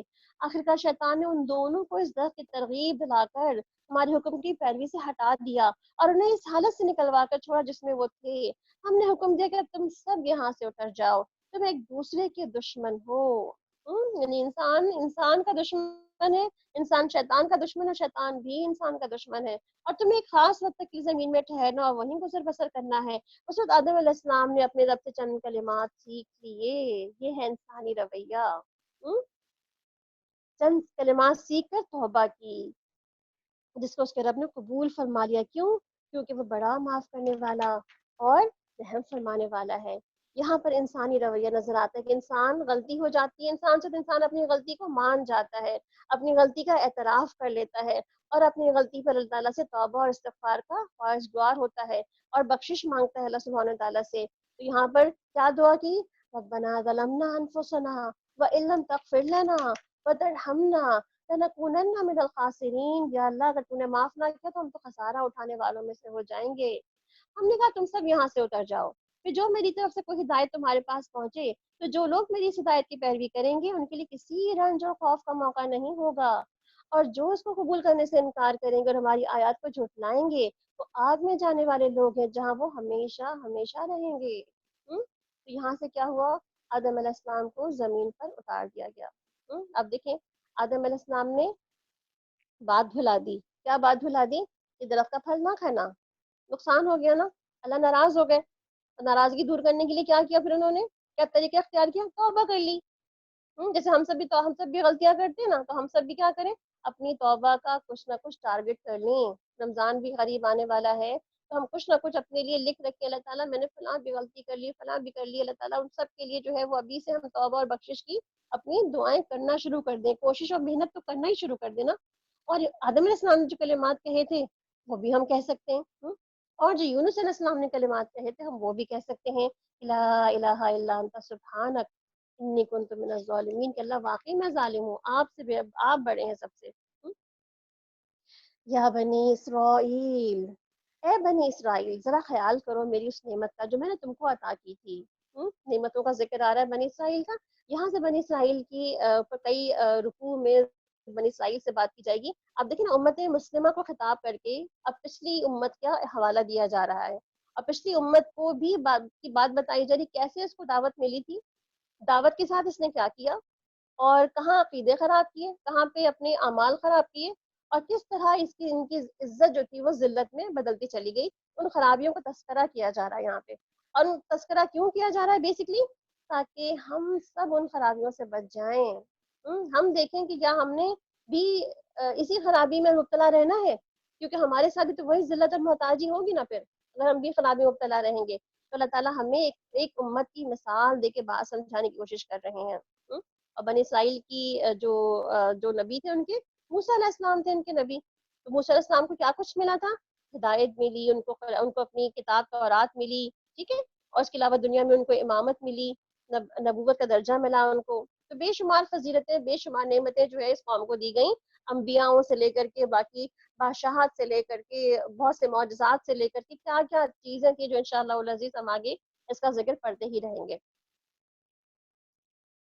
تو کیا کہا گیا کہ میری نعمت کو یاد کرو جو میں نے تمہیں عطا کی تھی، اور میرے ساتھ تمہارا وعدہ جو عہد تھا اسے تم پورا کرو، اور جو میرا عہد تمہارے ساتھ ہے اسے میں پورا کروں گا، اور تم مجھے سے ڈرو۔ یہاں پہ عہد کی بات ہو رہی ہے۔ عہد بیسکلی دو طرفہ کیا جاتا ہے، یعنی کہ 1 to 1، یعنی کہ ایک سامنے ممبر ہو اور پھر دوسرا بندہ سے عہد کرے۔ تو بیسکلی یہ عہد کیسے تھا، یعنی کہ موسیٰ علیہ السلام نے عہد لیا اپنے ماننے والوں سے، ٹھیک ہے، اور ایک عہد کیا کہہ سکتے ہیں کہ جو ہم نے اللہ سے، اللہ نے لیا اپنے بندوں سے۔ تو بیسکلی ہم نے عہد لیا ہوا ہے اللہ سبحانہ تعالیٰ سے کہ جو آپ نے کہا ہے ہم ویسے ہی کریں گے دنیا میں۔ وَآمِنُوا بِمَا أَنزَلْتُ مُصَدِّقًا لِمَا مَعَكُمْ، اور میں نے جو کتاب بھیجی اس پر ایمان لاؤ، اس کتاب کی تائید میں ہے کہ تمہارے پاس پہلے سے موجود تھی، لہٰذا سب سے پہلے تم اسی کے منکر نہ بن جاؤ، اور تھوڑی قیمت پہ میری آیات کو نہ بیچ ڈالو، اور میرے غضب سے بچو، باطل کا رنگ چڑھا کر حق کو مشتبہ نہ بناؤ، اور جانتے بوجھتے ہوئے حق کو چھپانے کی کوشش نہ کرو۔ وَأَقِیمُوا الصَّلَاةَ وَآتُوا الزَّکَاةَ وَارْکَعُوا مَعَ الرَّاکِعِینَ، نماز قائم کرو، زکوٰۃ دو، اور جو لوگ میرے آگے جھک رہے ہیں ان کے ساتھ تم بھی جھک جاؤ۔ اجتماعی عبادات کی بات ہو رہی ہے، پرسنل عبادت کی بات ہو رہی ہے، مالی عبادت کی بات ہو رہی ہے، اس کا مطلب ساری عبادتیں ایک جگہ اکٹھا ہیں۔ أَتَأْمُرُونَ النَّاسَ بِالْبِرِّ وَتَنْسَوْنَ أَنفُسَكُمْ، تم دوسروں کو نیکی کا راستہ دکھاتے ہو اور خود اپنے آپ کو بھول جاتے ہو، یعنی کہ دوسروں کو نصیحت کرتے ہو اور خود میاں فضیحت بن جاتے ہو، حالانکہ تم کتاب کی تلاوت کرتے ہو۔ کیا تم بالکل بھی عقل سے کام نہیں لیتے، یعنی کہ ہاؤ اٹ از پاسبل کہ تم بالکل عقل نہیں رکھتے، دوسروں کو بولتے ہوئے یہ احساس بھی نہیں ہوتا ہے تمہارے دل کے اندر کہ 3 انگلیاں تمہاری طرف بھی اٹھی ہوئی ہیں، تمہیں بھی پوائنٹ آؤٹ کر رہی ہیں کہ واٹ آر یو ڈوئنگ، آپ نے کیا کیا ہے، تم کیا کر رہے ہو۔ تو بہرحال یہاں پہ کیا کہا جا رہا ہے، یہ ان کا کام تھا کہ وہ صرف دوسروں کو ٹونٹ کرنے کے لیے تلے ہوئے تھے۔ اور آج آپ دیکھیں نا، آج ہمارے یہاں بھی عوامی لیول ہے اور ایک علماء کا لیول ہے۔ اب ہمارے علماء کے لیول پہ دیکھیں تو بھی یہی کام ہو رہا ہے، اور ہم عوامی لیول پہ دیکھیں تو بھی یہی کام ہو رہا ہے، یعنی کہ آج ہم دونوں لیول پر دونوں طرح سے ہم بالکل ہی انہی کے جو ہے وہ نقش قدم پر چلے جا رہے ہیں۔ تو اللہ تعالیٰ کیا فرماتے ہیں، کیا تمہاری عقل بالکل ہی کام نہیں کرتی، یعنی کہ عقل میں پتھر ہی پڑ گئے ایک طرح کے، یہ سمجھ ہی نہیں آ رہی بات میں۔ وَاسْتَعِینُوا بِالصَّبْرِ وَالصَّلَاةِ، اور نماز اور صبر سے مدد لو، یعنی کہ مشکل سے نکلنے کا راستہ تو یہ ہے، نہ کہ ایک دوسرے پہ الزام تراشیاں، نہ کہ یہ کہنا کہ تم نے کیا اور تم نے کیا۔ بلکہ اللہ سے مدد مانگو. بے شک نماز ایک سخت مشکل کام ہے مگر ان فرما برداروں کے لیے مشکل نہیں جو سمجھتے ہیں کہ آخرکار انہیں اپنے رب سے ملنا ہے اور اسی کی طرف پلٹ کر جانا ہے. اے بنی اسرائیل یاد کرو میری اس نعمت کو جس سے میں نے تمہیں نوازا تھا اور اس بات کو کہ میں نے تمہیں دنیا کی ساری قوموں پر فضیلت عطا کی تھی. ڈرو اس دن سے جب کوئی کسی کی ذرا کام نہ آئے گا, نہ کسی کی سفارش قبول ہوگی, نہ کسی کو فدیہ لے کے چھوڑا جائے گا اور نہ مجرموں کو کہیں سے مدد ہی مل سکے گی. اس کا مطلب کیا ہوا کہ جو شخص بھی اللہ سے ملاقات کا یقین رکھتا ہے تو اس کو کیا کرنا ہے کہ وہ ملاقات کی یقین کی یہ بات کہ اللہ سے ضرور ملاقات کرنی ہے اس نے. تو جو شخص ملاقات سے یقین رکھتا ہے تو وہ اللہ کی بتائی ہوئی طریقوں کے مطابق پسند ناپسند میں اللہ کو سامنے پہلے رکھتا ہے. وَإِذْ نَجَّيْنَاكُم مِّنْ آلِ فِرْعَوْنَ يَسُومُونَكُمْ سُوءَ الْعَذَابِ یاد کرو وہ وقت جب کہ ہم نے تم کو فرعون کی غلامی سے نجات بخشی تھی. انہوں نے تمہیں سخت عذاب میں مبتلا کر رکھا تھا. تمہارے لڑکوں کو ذبح کرتے, تمہاری لڑکیوں کو زندہ چھوڑ دیتے, اور اس حالت میں تمہارے رب کی طرف سے تمہارے لیے بڑی سخت آزمائش تھی. یاد کرو وہ وقت جب ہم نے سمندر پھاڑ کر تمہاری راستہ بنایا, پھر اس میں تمہیں بخیریت گزروا دیا, پھر وہاں تمہاری آنکھوں کے سامنے تم نے فرعونیوں کو غرق ہوتے ہوئے بھی دیکھ لیا. یاد کرو کہ جب ہم نے موسیٰ علیہ السلام کو 40 شب و روز کی لیے جو ہے وادی پہ بلایا تو اس کے پیچھے تم نے بشروں کو معبود بنا بیٹھے. اس وقت تم نے بڑی زیادتی کی تھی مگر اس پر بھی ہم نے تمہیں معاف کر دیا, شاید اب تم شکر گزار بنو. یاد کرو ٹھیک اس وقت جب تم یہ ظلم کر رہے تھے ہم نے موسیٰ علیہ السلام کو کتاب و فرقان عطا کی تاکہ تم اس کے ذریعے سے سیدھا راستہ پا سکو. یاد کرو جب موسیٰ علیہ السلام کی نعمت لی ہوئے پلٹے, انہوں نے اپنی قوم سے کہا کہ لوگوں تم نے بشروں کو معبود بنا کر اپنے پر سخت ظلم کیا ہے, لہٰذا تم لوگ اپنے خالق کی حضور توبہ کرو اور اپنی جانوں کو ہلاک کر دو. اسی میں تمہارے خالق کے نزدیک تمہاری بہتری ہے. اس وقت تمہارے خالق نے تمہاری توبہ قبول کر لی اور وہ بڑا معاف کرنے والا اور رحم فرمانے والا ہے. یعنی کتنا بڑا ظلم انہوں نے اللہ تعالیٰ کے ساتھ کیا کہ شریک کر لیا, کسی مچھلی کو معبود بنا لیا, اس پر بھی اللہ سبحانہ تعالیٰ نے ان کو معاف فرما دیا. یعنی کہ اللہ شرک جیسا بڑا سے بڑا ظلم بھی, بڑے سے بڑا گناہ بھی معاف کر دیتا ہے مگر اگر انسان دنیا میں رہتے ہوئے اس کو سمجھ لے اور اس پہ توبہ کر لے تو. اور یاد کرو جب تم نے موسیٰ علیہ السلام سے کہا تھا ہم تمہارے کہنے کا ہرگز یقین نہ کریں گے جب تک کہ اپنی آنکھوں سے اعلانیہ اللہ تعالیٰ کو دیکھ نہ لیں. یعنی کہ ہمیں بھی دیکھنا ہے بھائی, تم کہاں جاتے ہو باتیں کرنے کے لیے, ہمیں بھی تو دکھاؤ. اس وقت تمہارے دیکھتے ہی دیکھتے زبردست بجلی نے تم کو آ لیا, تم بے جان ہو کر گر پڑے تھے. پھر جب ہم نے تم کو دوبارہ اٹھایا شاید کہ اس احسان کا تم شکر ادا کرو. یعنی کہ تم اپنی اس دوبارہ زندگی ملنے پر شکر ادا کرتے.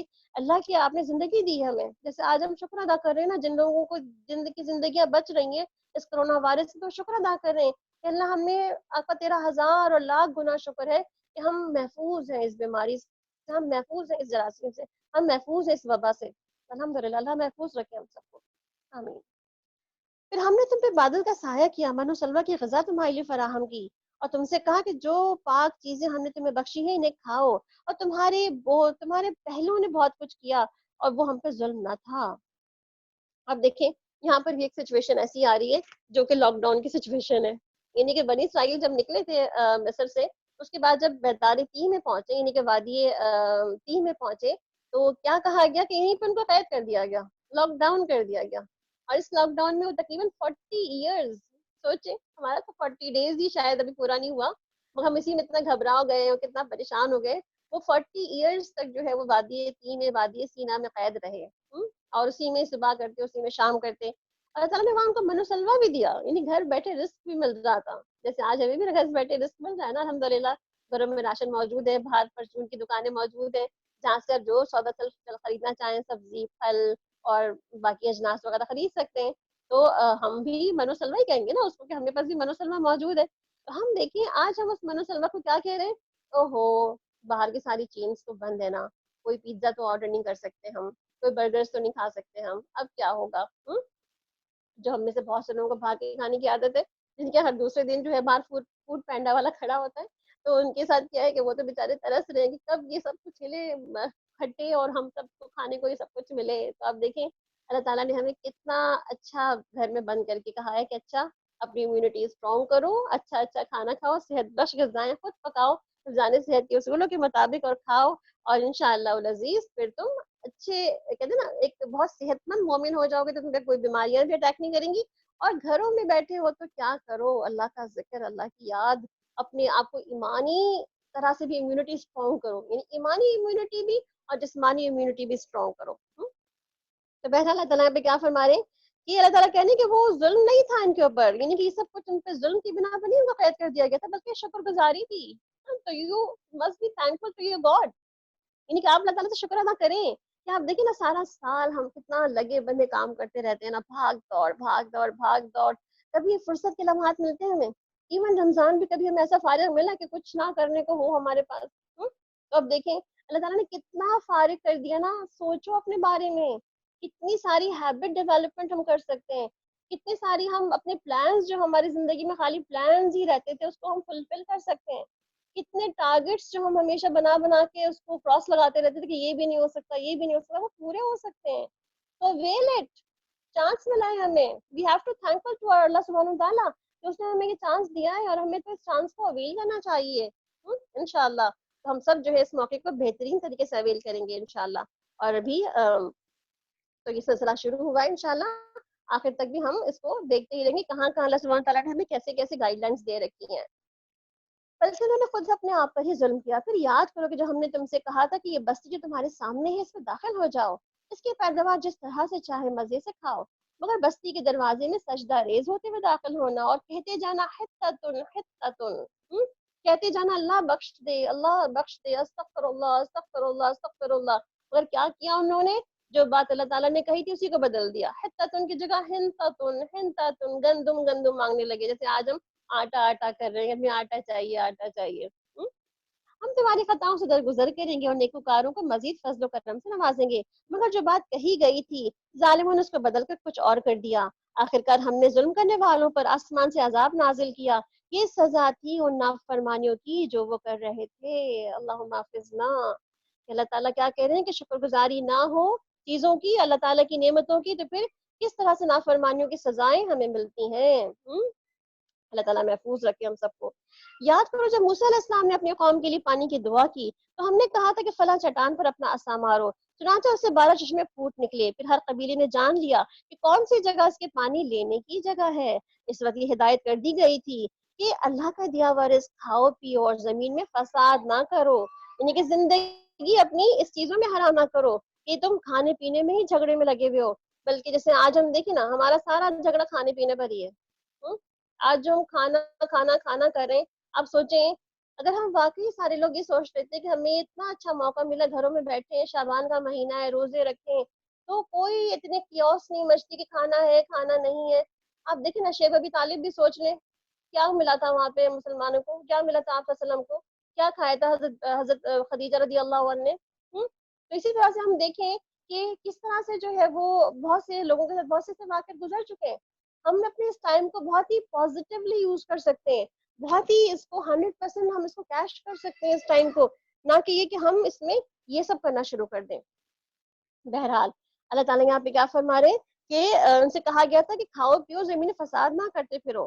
پھر یاد کرو ہم نے تم سے کہا تھا کہ اے موسیٰ علیہ السلام ہم ایک ہی طرح کے کھانے کھانے پہ صبر نہیں کر سکتے، بس کھانا کھانا کھانا۔ آپ دیکھیں نا اللہ تعالیٰ نے ہمارے لیے کتنی آیتیں یہاں پہ رکھ دی ہیں قرآن پاک میں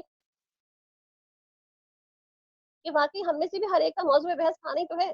صبح سے اٹھ کے سوچنا شروع کر دیتے ہیں کیا کھانا ہے کیا پکانا ہے، ابھی کیا پکے گا، رات میں کیا پکے گا، ناشتے میں اسنیک میں کیا ہوگا، دعوت ہوگی تو کیا پکے گا۔ ہم سارا وقت یہ سوچتے رہتے ہیں کیا پکے گا، اور پھر دیکھتے رہتے ہیں کیسے پکے گا، نیو ریسیپیز کیا کیا ہے، پھر ٹی وی کھول کے بیٹھ جاتے ہیں، پھر وہاں بیٹھتے ہیں، پھر کتابیں کھول کے بیٹھ جاتے ہیں، وہاں سے ریسیپیز نوٹ کرتے ہیں، پھر ٹرائی کرتے ہیں، اور پھر سارا وقت ہمارا اسی میں گزر جاتا ہے۔ اور رمضانوں میں تو خصوصاً ہم سے بھی یہ کہتے ہیں آج نیا کیا پکانا ہے، واٹ نیو ٹوڈے، آج سحری میں کیا نیا، آج افطاری میں کیا نیا ہونا چاہیے۔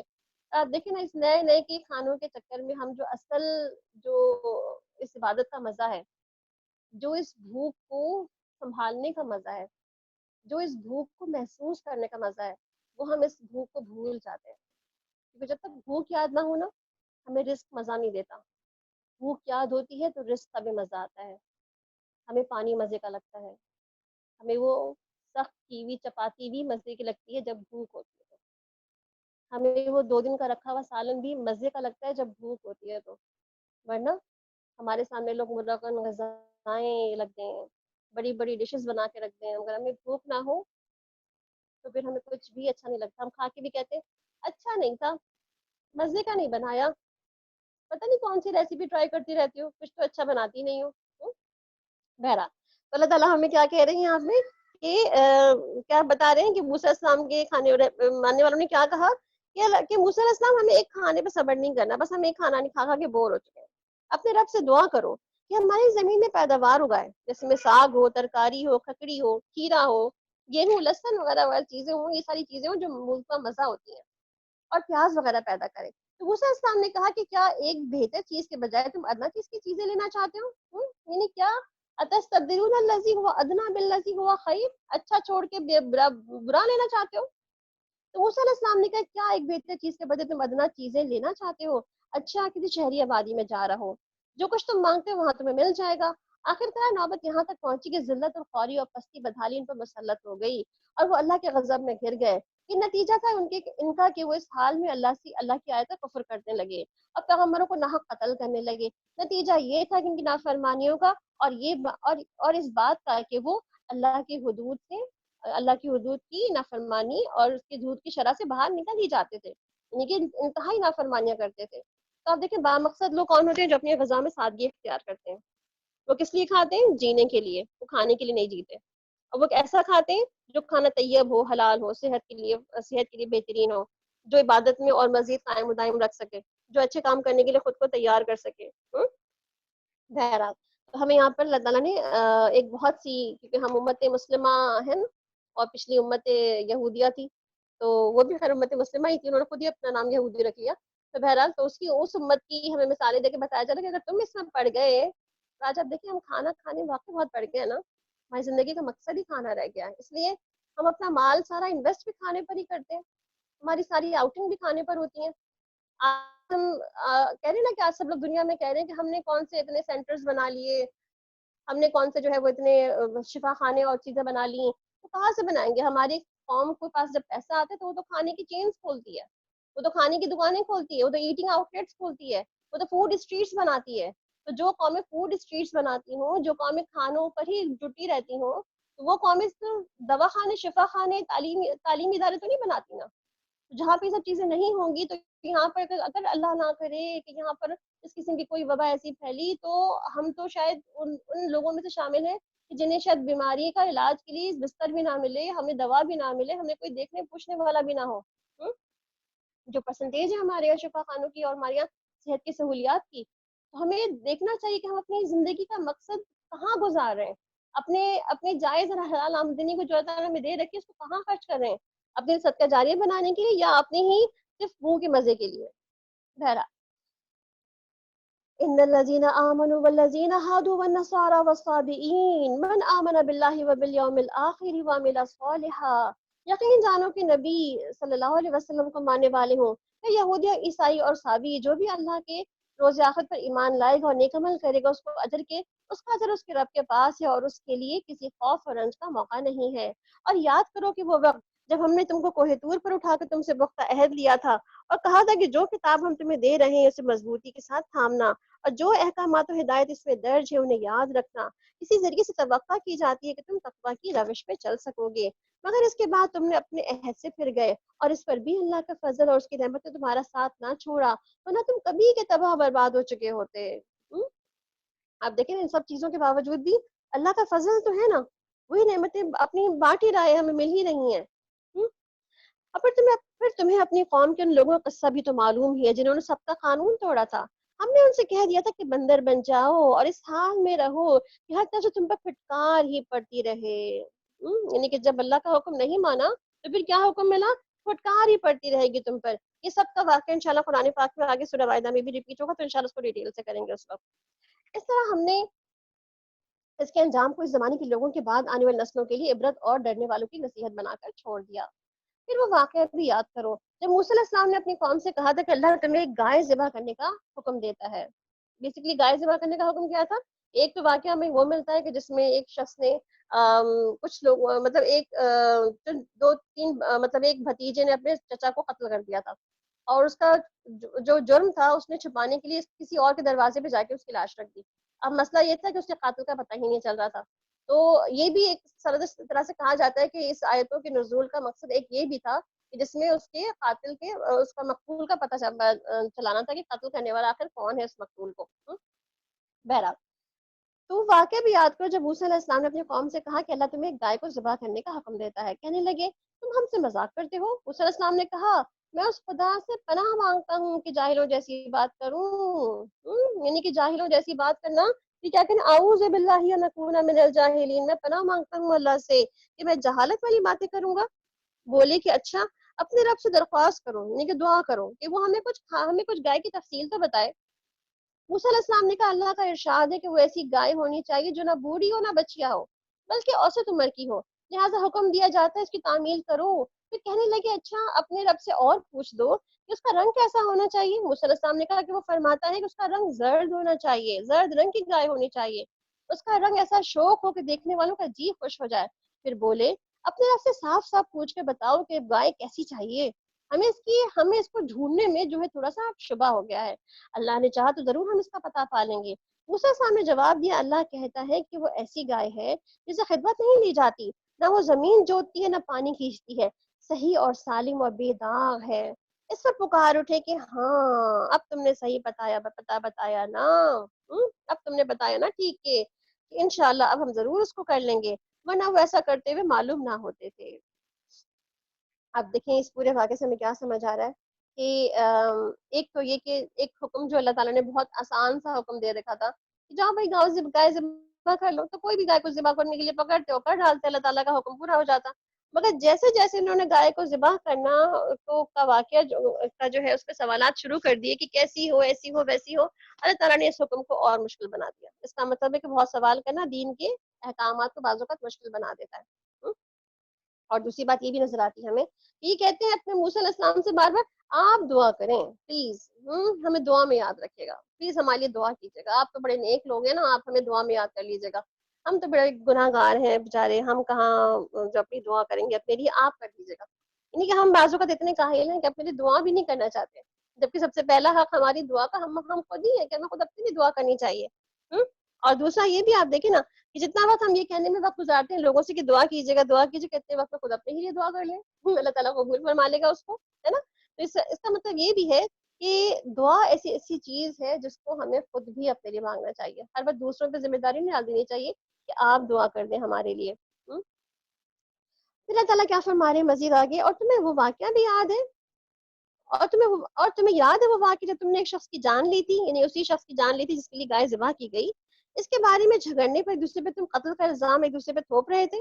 اللہ نے فیصلہ کیا تھا کہ جو کچھ تم چھپاتے ہو اسے کھول کر رکھ دیا اللہ تعالیٰ نے, اور اس وقت ہم نے حکم دیا کہ مقتول کی لاش کے ایک حصے کو اس سے ضرب لگاؤ.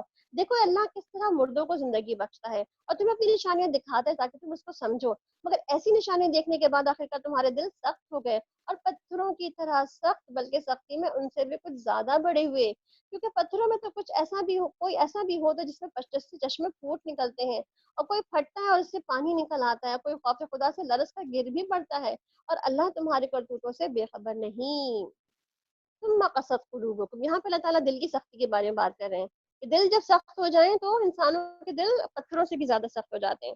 تو آپ دیکھیں اللہ تعالیٰ سے ہم کہتے ہیں نا کہ ہم اپنے لیے یہ دعا کرتے ہیں اللہ تعالیٰ ہمارے دل سخت نہ ہو, ہمارے دل نرم ہو جائے. تو کہتے ہیں نا قرآن پڑھنے سے دل نرم ہوتے ہیں, تو قرآن پڑھ کے ہم دلوں کو اپنی نرمی پیدا کریں اس کے اندر, کیوں قرآن جو ہے نصیحت کی چیز ہے. جب نصیحت حاصل ہوتی ہے اور اللہ کی توفیق سے ہمیں کوشش کرنے کی موقع مل جاتا ہے تو ہم اپنے دلوں کی نرمی پاتے ہیں اس کے اندر. تو جب ہم اپنی کہتے ہیں قرآن سے نصیحت پکڑیں گے اور قرآن سے جو ہے ہم عمل کی توفیق مانگیں گے اللہ تعالیٰ سے, اپنی خواہشات سے بچیں گے, تو انشاءاللہ ہمارے دل نرمی کی طرف مائل ہوں گے. ابن قیم کہتے ہیں کہ دل کی بگاڑ کی 5 چیزیں ہیں.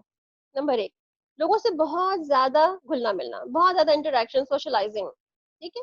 نمبر 2, خواہش پرستی, جو دل چاہے وہ کرنا, یعنی کہ بس جیسے دل چاہے وہ جیو. اور تیسرا, اللہ سے بڑھ کے کسی اور سے محبت کرنا, یعنی کہ انسان سے, بچوں سے, بیوی سے, اور یا پھر ہسبینڈ سے, اور یا پھر یہ کہ اپنے مال سے, یا پھر اپنے گھر سے. اس کے علاوہ چوتھی چیز, بہت زیادہ کھانا, بس کھانا اور کھانے کے بارے میں سوچتے ہی رہنا. اور نمبر 5, بہت زیادہ سونا, یعنی کہ جب بہت کھاتے ہیں تو پھر ظاہر سی بات ہے پھر تھک جاتے ہیں نا, پھر بہت سو جاتے ہیں پھر ہم, تو بہت زیادہ سونا.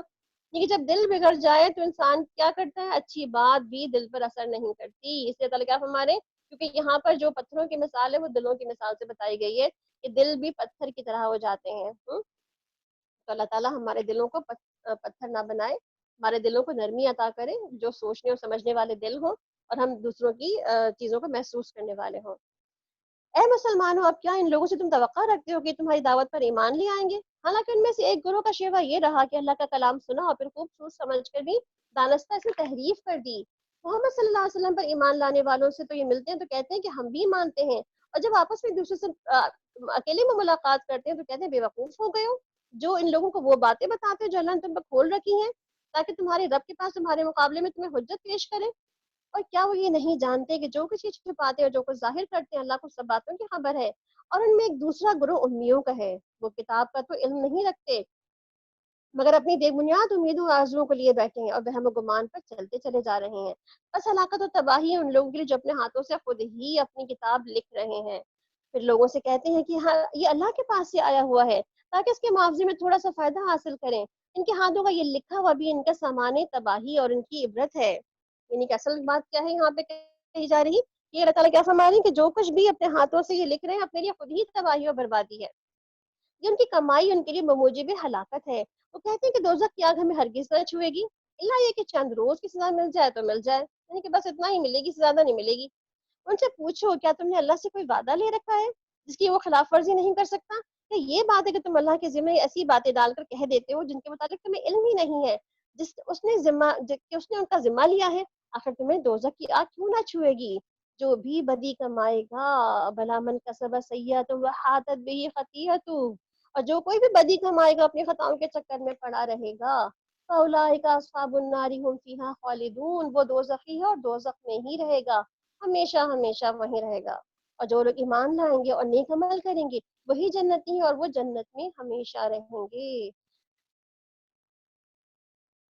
وَإِذْ أَخَذْنَا مِيثَاقَ بَنِي إِسْرَائِيلَ، اور یاد کرو بنی اسرائیل کی اولاد سے ہم نے پختہ عہد لیا تھا اللہ کے سوا کسی کی عبادت نہ کرنا، ماں باپ کے ساتھ، رشتہ داروں کے ساتھ، یتیموں اور مسکینوں کے ساتھ نیک سلوک کرنا، لوگوں سے بھلی بات کہنا، نماز قائم کرنا، زکوٰۃ دینا، مگر تھوڑے آدمیوں کے سوا تم سب اس عہد سے پھر گئے اور اب تک پھرے ہوئے ہو۔ پھر ذرا یاد کرو کہ ہم نے تم سے مضبوط عہد لیا تھا کہ آپس میں ایک دوسرے کا خون نہ بہانا، نہ ایک دوسرے کے گھر سے بے گھر نہ کرنا، تم نے اس کا اقرار کر لیا تھا، تم خود اس پر گواہ ہو، مگر آج وہی تم ہو کہ اپنے بھائی بندوں کو قتل کرتے ہو، اپنی برادری کے کچھ لوگوں کو گھروں سے باہر نکال دیتے ہو، ظلم و زیادتی کے ساتھ ان کے خلاف جتھے بندیاں کرتے ہو، اور پھر جب لڑائی میں پکڑے ہوئے تمہارے پاس آتے ہیں تو ان کی رہائی کے لیے فدیہ کا لین دین کرتے ہو، حالانکہ انہیں ان کے گھروں سے نکالنا ہی سرے سے تم پر حرام تھا۔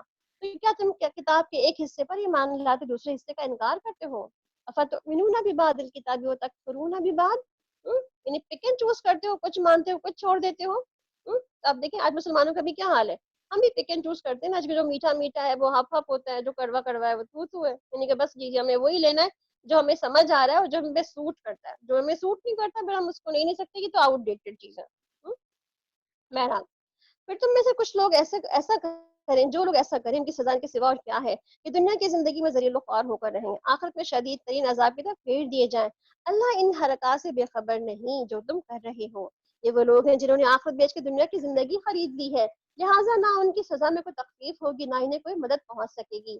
ہم نے موسیٰ علیہ السلام کو کتاب دی اور اس کے بعد پے در پہ رسول بھیجے، آخرکار عیسیٰ ابن مریم کو روشن نشانیاں دے کر بھیجا اور روح پاک سے اس کی مدد کی۔ پھر تمہارا یہ کیا ڈھنگ ہے کہ جب بھی کبھی تمہاری رسول جب بھی کوئی رسول تمہاری خواہش نفس کے خلاف کوئی چیز لے کر تمہارے پاس آیا تو تم نے اس کے مقابلے میں سرکشی ہی کی اور کسی کو جھٹلایا، کسی کو قتل کر ڈالا۔ یعنی کتنے بڑے بڑے جرائم ہیں ان کے۔ وہ کہتے ہیں کہ ہمارے دل محفوظ ہیں، قالوا قلوبنا غلف، پیکڈ ہیں، سیکیورڈ ہیں، کورڈ ہیں، کچھ بھی نہیں پہنچے گا یہاں پہ۔ اصل بات یہ ہے کہ ان کی کفر کی وجہ سے اللہ کی ان پر پھٹکار پڑی ہوئی ہے، اس لیے وہ کم ہی ایمان لاتے ہیں۔ اور اب جو ایک کتاب اللہ کی طرف سے ان کے پاس آئی ہے اس کے ساتھ ان کا کیا برتاؤ ہے، باوجود یہ کہ یہ کتاب اس کی تصدیق کرتی ہے جو ان کے پاس پہلے سے موجود تھی، اور باوجود اس کے بھی کہ اس آمد سے پہلے وہ خود کفار کے مقابلے میں فتح اور نصرت کی دعائیں مانگا کرتے تھے، مگر جب وہ چیز آ گئی جسے وہ پہچان بھی گئے پھر اس کو ماننے سے انکار کر دیا۔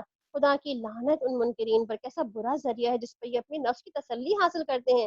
جو ہدایت اللہ نے نازل کی اسے قبول کرنے سے صرف اس کی ضد کی بنا پر انکار کر رہے ہیں کہ اللہ نے اپنے فضل یعنی کہ اپنی وحی اور رسالت سے جس بندے کو چاہ خود نواز دیا، لہٰذا یہ غضب بالائے غضب کے مستحق ہو گئے ہیں، اور ایسے کافروں کے لیے تو سخت ذلت کی سزا مقرر ہے۔ یعنی کہ آپ صلی اللہ علیہ وسلم پر اعتراضات کرتے تھے کہ یہ کیوں آ گئے، ہمارے نبی تو آنے چاہیے تھے، یعنی کہ نبی کی امید تو وہ کر رہے تھے، مگر کس سے امید کر رہے تھے کہ نبی تو بنی اسرائیل سے ہی آئے گا، جبکہ بنی اسرائیل کے آخری نبی عیسی علیہ السلام آ چکے تھے، باوجود اس کے انہوں نے ان کو ماننے سے انکار کر دیا تھا، اور اب کیا کہتے ہیں کہ یہ تو بنی اسماعیل سے آ گیا، اس کو ہم کیسے مان سکتے ہیں؟ بہرحال جب ان سے کہا جاتا ہے کہ جو کچھ اللہ نے نازل کیا ہے اس پر ایمان لیا، تو وہ کیا کہتے ہیں، ہم تو صرف اسی چیز پر ایمان لاتے ہیں جو ہمارے ہاں، یعنی کہ ہماری نسل اسرائیل میں اترا ہے، بس یعنی کہ ہم جو ہماری نسل میں اترا ہے نا اسرائیل میں، ہم بس اسی کو مانیں گے، جو کچھ باہر سے آیا ہم باہر سے چیزیں نہیں لیتے، اس دھارے سے جو کچھ باہر آیا ہے اس سے ماننے سے انکار کرتے ہیں، حالانکہ وہ حق ہے، وہ اس تعلیم کی تصدیق و تائید بھی کر رہا ہے جو ان کے ہاں پہلے سے موجود تھی۔ اچھا ان سے کہو اگر تم اسی تعلیم پر ایمان رکھنے والے ہو جو تمہارے یہاں پہلے آئی تھی، تو اس سے پہلے اللہ کے ان پیغمبروں کو جو تم خود بنی اسرائیل میں پیدا ہوئے تھے تم کیوں قتل کرتے رہے؟ یعنی کہ جب پہلے کے انبیاء کو ہی مانو گے، اپنے بنی اسرائیل کے نبی کو ہی مانتے ہو، تو تم نے قتل کیوں یہ کیے ہیں اتنے سارے؟ اب کہتے ہیں نا تقریباً 34 کے قریب انبیاءوں کو بنی اسرائیل نے قتل کیا، تو کیوں قتل کیے تھے اتنے سارے جب ان کو ہی ماننا تھا؟ تو تمہارے پاس موسیٰ علیہ السلام کیسی کیسی روشن نشانیوں کے ساتھ آئے، پھر بھی تم نے ایسے ظالم تھے کہ اس کی پیٹھ موڑتے بشر کو معبود بنا بیٹھے۔ پھر ذرا اس میثاق کو بھی یاد کرو جو کوہ طور تمہارے اوپر اٹھا کر ہم نے تم سے لیا تھا، ہم نے تاکید کی تھی کہ جو ہدایت ہم دے رہے ہیں اس کی سختی کے ساتھ پابندی کرو اور کان لگا کر سنو۔ تمہارے اسلاف نے کہا کہ ہم نے سن لیا مگر ہم مانیں گے نہیں، سمعنا وعصینا، ہم کیا کہتے ہیں، سمعنا واطعنا، ہم نے سن لیا اور ہم مان جائیں گے، انہوں نے کیا کہا، سن لیا بٹ سن کے اگنور کر دیں گے، نہیں ہم ماننا واننا کچھ بھی نہیں ہے۔ ان کی باطل پرستی کا یہ حال تھا کہ ان کے دلوں میں بچڑا ہی بسا ہوا تھا۔ کہو اگر تم مومن ہو تو کیا عجیب ایمان ہے جو ایسی بری حرکات کا تمہیں حکم دیتا ہے؟ یعنی کہ آپ دیکھیں اللہ تعالیٰ کیا فرما رہے ہیں کہ کیا دل میں بسا ہوا تھا، یعنی کہ وہ بچڑا ہی بسا ہوا تھا ان کے دلوں میں۔ ان سے کہو اگر تم واقعی اللہ کے نزدیک آخرت کے گھر تمام انسانوں کو چھوڑ کر صرف تمہارے لیے ہی مخصوص ہے، تب تو تمہیں چاہیے کہ موت کی تمنا کرو۔ اگر تم اپنے اس خیال میں سچے ہو، یقین جانو کہ یہ کبھی تمنا نہ کریں گے، اس لیے کہ انہوں نے اپنے ہاتھوں سے جو کچھ کما کر آگے بھیجا ہے اس کا تقاضا تو یہی ہے کہ اگر وہ اس کی جانے کی تمنا بھی نہ کریں۔ یعنی کہ اب دیکھیں نا، آدم علیہ السلام کو جنت سے نکالا گیا کس بنا پر، کیا کیا گناہ کیے تھے انہوں نے؟ ایک غلطی تھی نا، ایک لقمہ کھا لیا تھا، جو منع کیا تھا، جہاں پر حرام لقمہ تھا اس کو نہیں کھانا تھا وہ کھا لیا تھا انہوں نے۔ ابلیس کو کتنے گناہ پر جنت سے نکالا گیا؟ ایک گناہ تھا اس کا، آدم نے کو سجدہ نہیں کیا اس نے۔ تو آپ دیکھیں کہ واپس نے فرمایا نا کہ ایک شخص منہ سے کوئی ایسی بات نکالتا ہے جس کی وجہ سے وہ جہنم میں چلا جاتا ہے، جہنم میں 70 سال کی مسافت پر چلا جاتا ہے، اور ہم کیا اپنے منہ سے کوئی بات نکالتے ہوئے سوچتے ہیں کہ ہم جہنم کی مسافت میں چلے جائیں گے اتنی دور؟ ہم نے تو اپنے آپ کو سمجھ رکھا ہے کہ ہم تو بالکل جنتی ہی ہیں، ہم تو آپ وسلم کے چونکہ فالوورز ہیں تو ہم تو جنت میں ہی جانے والے ہیں، جیسے ان کو بھی گمان تھا نا ایسے ہمیں بھی بہت بڑے بڑے گمان اسی طرح کے لاحق ہیں، جبکہ گارنٹی تو کسی کی بات کی بھی نہیں ہے، کسی کی عمل کی بھی گارنٹی نہیں ہے۔ اللہ اپنی جنت اپنی رحمت سے نوازے گا۔ تو یہاں پہ کیا پتہ چلتا ہے ہمیں کہ جنت کس کی ہے؟ جو ایمان اور عمل صالح کے ساتھ زندگی گزارے گا اس کی ہے، صرف تمناؤں سے جنت نہیں ملنے والی۔ اللہ ان ظالموں کے اعمال سے خوب واقف ہے، تم انہیں سب سے بڑھ کر جینے کا حریص پاؤ گے، یہاں تک کہ یہاں تک کہ اس معاملے میں مشرکوں سے بھی بڑھے ہوئے ہیں۔ ان میں سے ایک شخص یہ چاہتا ہے کہ کسی طرح 1000 برس جی جائے، حالانکہ لمبی عمر بہرحال اس عذاب سے دور نہیں پھینک سکتی۔ جیسے کچھ اعمال یہ کر رہے ہیں اللہ تو انہیں دیکھ ہی رہا ہے۔ ان سے کہو جو کوئی جبریل علیہ السلام سے دعوت رکھتا ہو، اسے معلوم ہونا چاہیے کہ جبریل نے اللہ ہی کے اذن سے یہ قرآن تمہارے قلب پہ نازل کیا ہے۔ یعنی یہ کیا کہتے تھے کہ ہم اس قرآن کو نہیں مانیں کیونکہ جبریل علیہ السلام اتار کے لے کر آئے ہیں، کوئی اور فرشتہ آتے تو ہم مان جاتے، میکائیل آتے تو ہم مان جاتے، مگر جبرائیل ان سے تو ہماری سخت دشمنی ہے، ہمارے پاس یہ تو عذاب لے کر آتے ہیں تو ان کی بات تو ہم نے کبھی ماننی ہی نہیں ہے۔ ٹھیک ہے، تو اللہ تعالیٰ کیا ہمارے کہ جو اللہ کے دوستوں سے دشمنی رکھتا ہے وہ اللہ سے دشمنی رکھتا ہے۔ تو کیا کہا کہ وہ تو تمہارے قلب پر اللہ کے اذن سے ہی نازل کرتا ہے، پھر جو پہلی آئی ہوئی کتابوں کی تصدیق و تائید کرتا ہے اور ایمان لانے والوں کے لیے ہدایت اور کامیابی کی بشارت بن کر آیا ہے۔ اور اگر جبریل کی عداوت کا یہی سبب ہے تو ان سے کہہ دو کہ اللہ اس کے فرشتوں اور اس کے رسولوں اور جبرائیل اور میکائیل کے دشمن ہے، اللہ ان کافروں کا بھی دشمن ہے۔ یعنی کہ جو اللہ کا دشمن ہے وہ اللہ کے دوستوں کا بھی دشمن ہے، وہ اللہ کا بھی دشمن ہے۔ ہم نے تمہاری طرف ایسی آیات نازل کی جو صاف صاف حق اظہار کرنے والی ہیں، اور اس کی پیروی سے وہی لوگ انکار کرتے ہیں اس کی پیروی سے جو فاسق ہے۔ کیا ہمیشہ ایسا نہیں ہوتا رہا کہ جب انہوں نے کوئی عہد کیا تو ان میں سے ایک نہ ایک گروہ نے اسے ضرور ہی بالائے طاق رکھ دیا؟ بلکہ ان میں سے اکثر ایسے ہی ہیں جو سچی ایمان نہیں لاتے، اور جب ان کے پاس اللہ کی طرف سے کوئی رسول اس کتاب کی تصدیق کو تائید کرتا ہوا آیا جو ان کے یہاں پہلے سے موجود تھی، تو ان کے اہل کتاب میں سے گروہ نے کتاب اللہ کو اس طرح پس پش کر ڈالا گویا کہ وہ کچھ جانتے ہی نہیں، اور لگے ان چیزوں کی پیروی کریں جو شیاطین سلیمان علیہ السلام کی سلطنت کا نام لے کے پیش کیا کرتے تھے، حالانکہ سلیمان علیہ السلام نے کبھی کفر نہیں کیا۔ یہاں پہ کیا بات کی جا رہی ہے کہ بہت سے لوگوں نے کیا کیا، کتاب کو پس پش ڈال دیا۔ اہل کتاب نے بھی کیا کہ کتاب کو پس پش ڈال دیا۔ تو کتاب کو پیٹ پیچھے پھینکنا کیا ہوتا ہے، یعنی کتاب کو، قرآن کو سمجھنا ہی نہ، یعنی کہ اب ہم اپنے قرآن پہ لے لیں تو قرآن کو پیٹ پیچھے پھینکنا کیا ہوگا، قرآن کو سمجھنا بھی نہ، پڑھنا بھی نہ، غور و فکر بھی نہ کرنا اس پر، اور اس پر عمل بھی نہ کرنا اس پہ، اور اس کے مقابلے میں دوسری چیزوں کو زیادہ اہمیت دینا۔ تو اپنے ہی ہم خود کا ہی جائزہ لے لیتے ہیں کہ ہمارے دن، ہفتے، مہینے میں کتنے وقت ہمارا قرآن سمجھنے میں گزرتا ہے، کتنا ہم قرآن پہ غور و فکر کرتے ہیں، کتنا عمل کے لیے اس کو سوچتے ہیں، کتنا ہم سوچتے ہیں کہ قرآن پڑھنے سے روشنیوں میں آ جائیں گے۔ سفیان بن عیینہ کیا کہتے ہیں کہ لوگوں نے اللہ تعالیٰ کی کتاب کو ریشم و دیباج کا غلاف تو پہنا دیا، سونے چاندی سے راستہ بھی کر دیا، مگر اسی کو پیٹ پیچھے پھینکنا کہتے ہیں۔ یعنی کہ قرآن کو پڑھنے کے لیے کتاب تھی تو پڑھی نہیں گئی، بلکہ اس کو بہت ہی سجائے آرائش کر کے رکھ دیا گیا اس کو۔ تو اللہ تعالیٰ کیا فرما رہے ہیں یہاں پہ آگے کہ جو یہ تمام اپنی کالی کرتوتوں کا سبب کیا رکھتے تھے کہ سلیمان علیہ السلام کی گورنمنٹ میں بھی تو ایسا ہوتا ہی تھا نا، ان کے بادشاہت میں بھی تو ایسا ہی ہوتا تھا نا کہ جادو اور جادوگری کی جو باتیں تھیں، اور سلمان علیہ السلام جو بھی کچھ کرتے تھے وہ بھی سب جادوگری تو تھی۔ اللہ کیا فرما رہے ہیں، حالانکہ سلیمان علیہ السلام نے کبھی کفر نہیں کیا، وَلَكِنَّ الشَّيَاطِينَ كَفَرُوا، البتہ کفر کے مرتکب تو وہ شیاطین تھے جو لوگوں کو جادوگری کی تعلیم دیتے تھے، اور پیچھے پڑ گئے اس چیز کے جو بابل میں دو فرشتوں ہاروت اور ماروت کو نازل کی گئی تھی۔ حالانکہ وہ فرشتے جب بھی کسی کو اس کی تعلیم دیتے تھے تو صاف لوگوں پہ آگاہ کر دیا کرتے تھے کہ دیکھو ہم محض ایک آزمائش ہے، تم کفر میں مبتلا نہ ہونا، اور پھر بھی یہ لوگ ان سے وہ چیزیں سیکھ لیتے تھے جو شوہر اور بیوی میں جدائی ڈال دیتی تھی۔ ظاہر تھا کہ یہ اذن الہی کے بغیر وہ اس کے ذریعے کسی کو بھی ضرر نہیں پہنچا سکتے تھے، مگر اس کے باوجود وہ ایسی چیز سیکھتے تھے جو خود ان کے لیے نفع بخش نہیں تھی بلکہ وہ نقصان دہ تھی، اور انہیں خوب معلوم تھا کہ جو کوئی اس کا خریدار بنے گا اس کے لیے آخرت میں کوئی حصہ نہیں ہے۔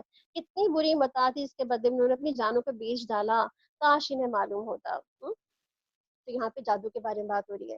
اب دیکھیں کہ جیسے کہ ہم قرآن میں پڑھ رہے تھے پیچھے کہ تقویٰ کی بات پڑھ رہے تھے پیچھے، تو تقویٰ کے بارے میں آپ دیکھیں بہت سی دعائیں بھی ہیں، اور تقویٰ کے حصول کا باقاعدہ الہدا کا ایک ہمارا بہت خوبصورت سا کارڈ بھی، اس میں دعائیں بھی لکھی ہوئی، انشاءاللہ گروپ میں شیئر کر دیں گے آپ کے ساتھ۔ اسی طرح سے ایک ہماری بک ہے ایاک نستعین، جس میں حفاظت کی دعائیں ہیں، اسی میں شیاطین سے اور جنات سے بچنے کے لیے بھی دعائیں موجود ہیں۔ ٹھیک ہے، انشاءاللہ اس کا بھی ہم آپ کا PDF گروپ میں شیئر کر دیں گے، تو آپ دیکھ لیجیے گا اس کو، جن کے پاس نہیں ہے وہ دیکھ لیں۔ اور اس میں ہمیں کیا پتہ چلتا ہے کہ جو زوال یافتہ قومیں ہوتی ہیں نا، وہ جادو ٹونے ٹوٹکوں کے پیچھے بھاگتی رہتی ہیں، کیونکہ ان کی دینی اور اخلاقی زوال کی علامت یہی ہوتی ہے کہ وہ ان سب چیزوں کے پیچھے پڑی ہے، کام کی باتیں، کام کرنے کی چیزوں میں نہیں۔ تو اللہ تعالیٰ یہاں پہ کیا فرمانے کہ جادو تو کفر ہے، اور بہت بدترین جادو کیا ہے، تو شوہر اور بیوی کے درمیان جدائی ڈال دے۔ اور جو کوئی سیکھتا ہے اس قسم کا علم، وہ انتہائی بڑا کفرانہ کام کرتا ہے۔ اس سے ایک گھرانے نہیں، اس سے کئی گھرانے متاثر ہوتے ہیں، اس سے ماں باپ کے جھگڑوں سے کئی بچے متاثر ہوتے ہیں، پھر بچے آگے اپنی زندگی میں متاثر ہوتے ہیں، یعنی کہ ایک چیز نہیں ہے، یہ آگے بہت ہی اس کا چین ریئیکشن ہے۔ تو اب دیکھیے قرآن کہتا ہے ہمیں اخلاق سیکھنے کی بات کرتا ہے، اور یہاں پہ یہ کیا کہتے ہیں کہ یہ جادو سیکھ کر کے ایک دوسرے کے گھر خراب کریں، زندگیاں خراب کریں، حسد کے مارے جس کے پاس جو ہے اس سے وہ چھین لیں۔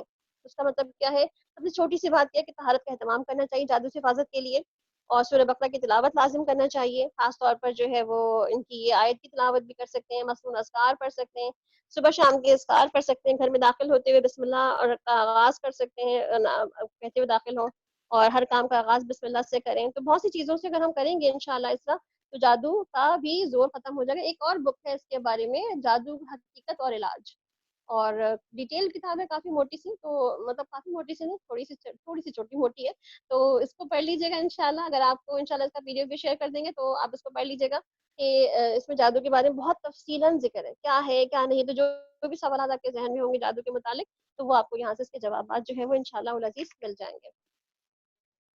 وَلَوْ أَنَّهُمْ آمَنُوا وَاتَّقُوا لَمَثُوبَةٌ مِّنْ عِندِ اللَّهِ خَيْرٌ لو کانوا یعلمون، اور اگر وہ ایمان اور تقوی اختیار کرتے تو اللہ کے ہاں اس کا بدلہ ملتا جو ان کے لیے زیادہ بہتر تھا، کاش انہیں خبر ہوتی۔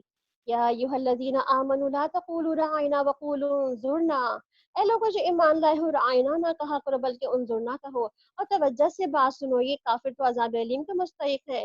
یہ لوگ جنہوں نے دعوت حق قبول کرنے سے انکار کر دیا ہے، خواہ وہ اہل کتاب میں سے ہو یا مشرک ہو، ہرگز پسند نہیں کرتے کہ تمہارے رب کی طرف سے کوئی بھلائی تم پر نازل ہو، مگر اللہ جسے چاہتا ہے اپنی رحمت کے لیے چن لیتا ہے، اور بڑا فضل فرمانے والا ہے۔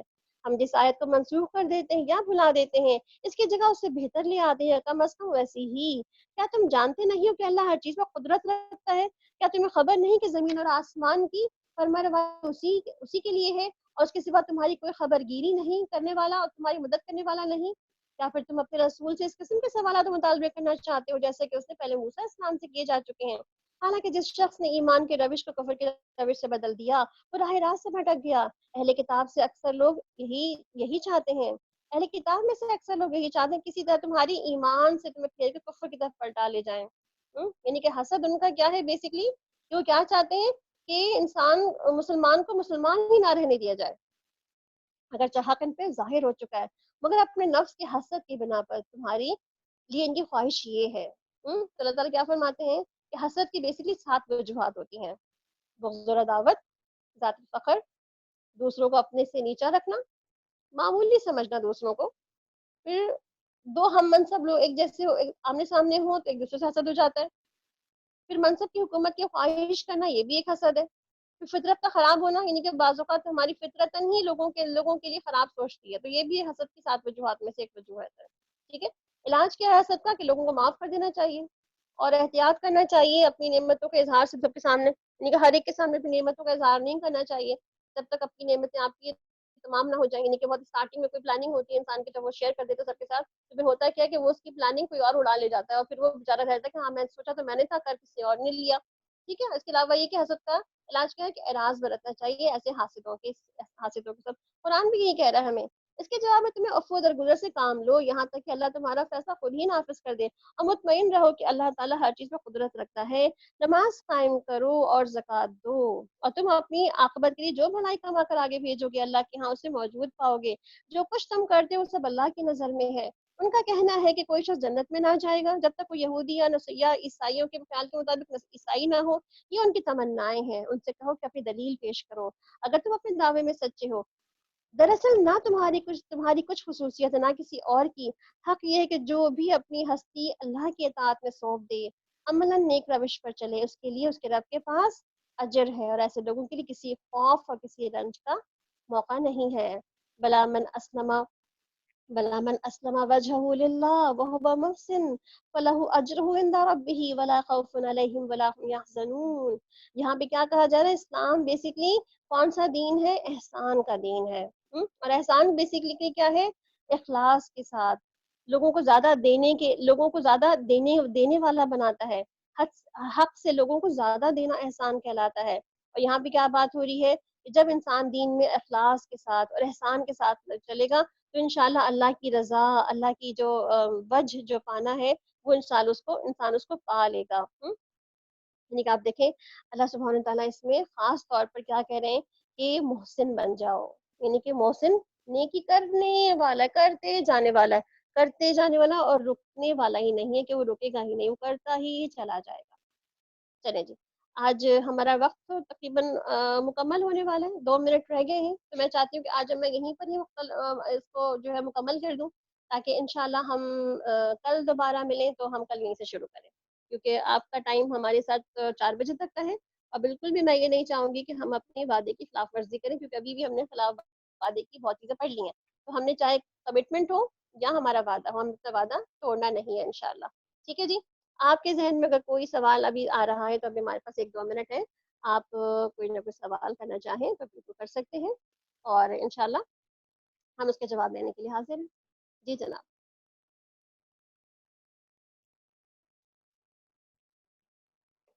جی پوچھیں، یہ جو آپ کے نام کے ساتھ آ رہا ہے نا SCL24، پلیز اس کو نام لکھ لیں اپنا، کوئی بھی جو آپ کا نام ہے کائنڈلی۔ جی بولیں۔ السلام علیکم۔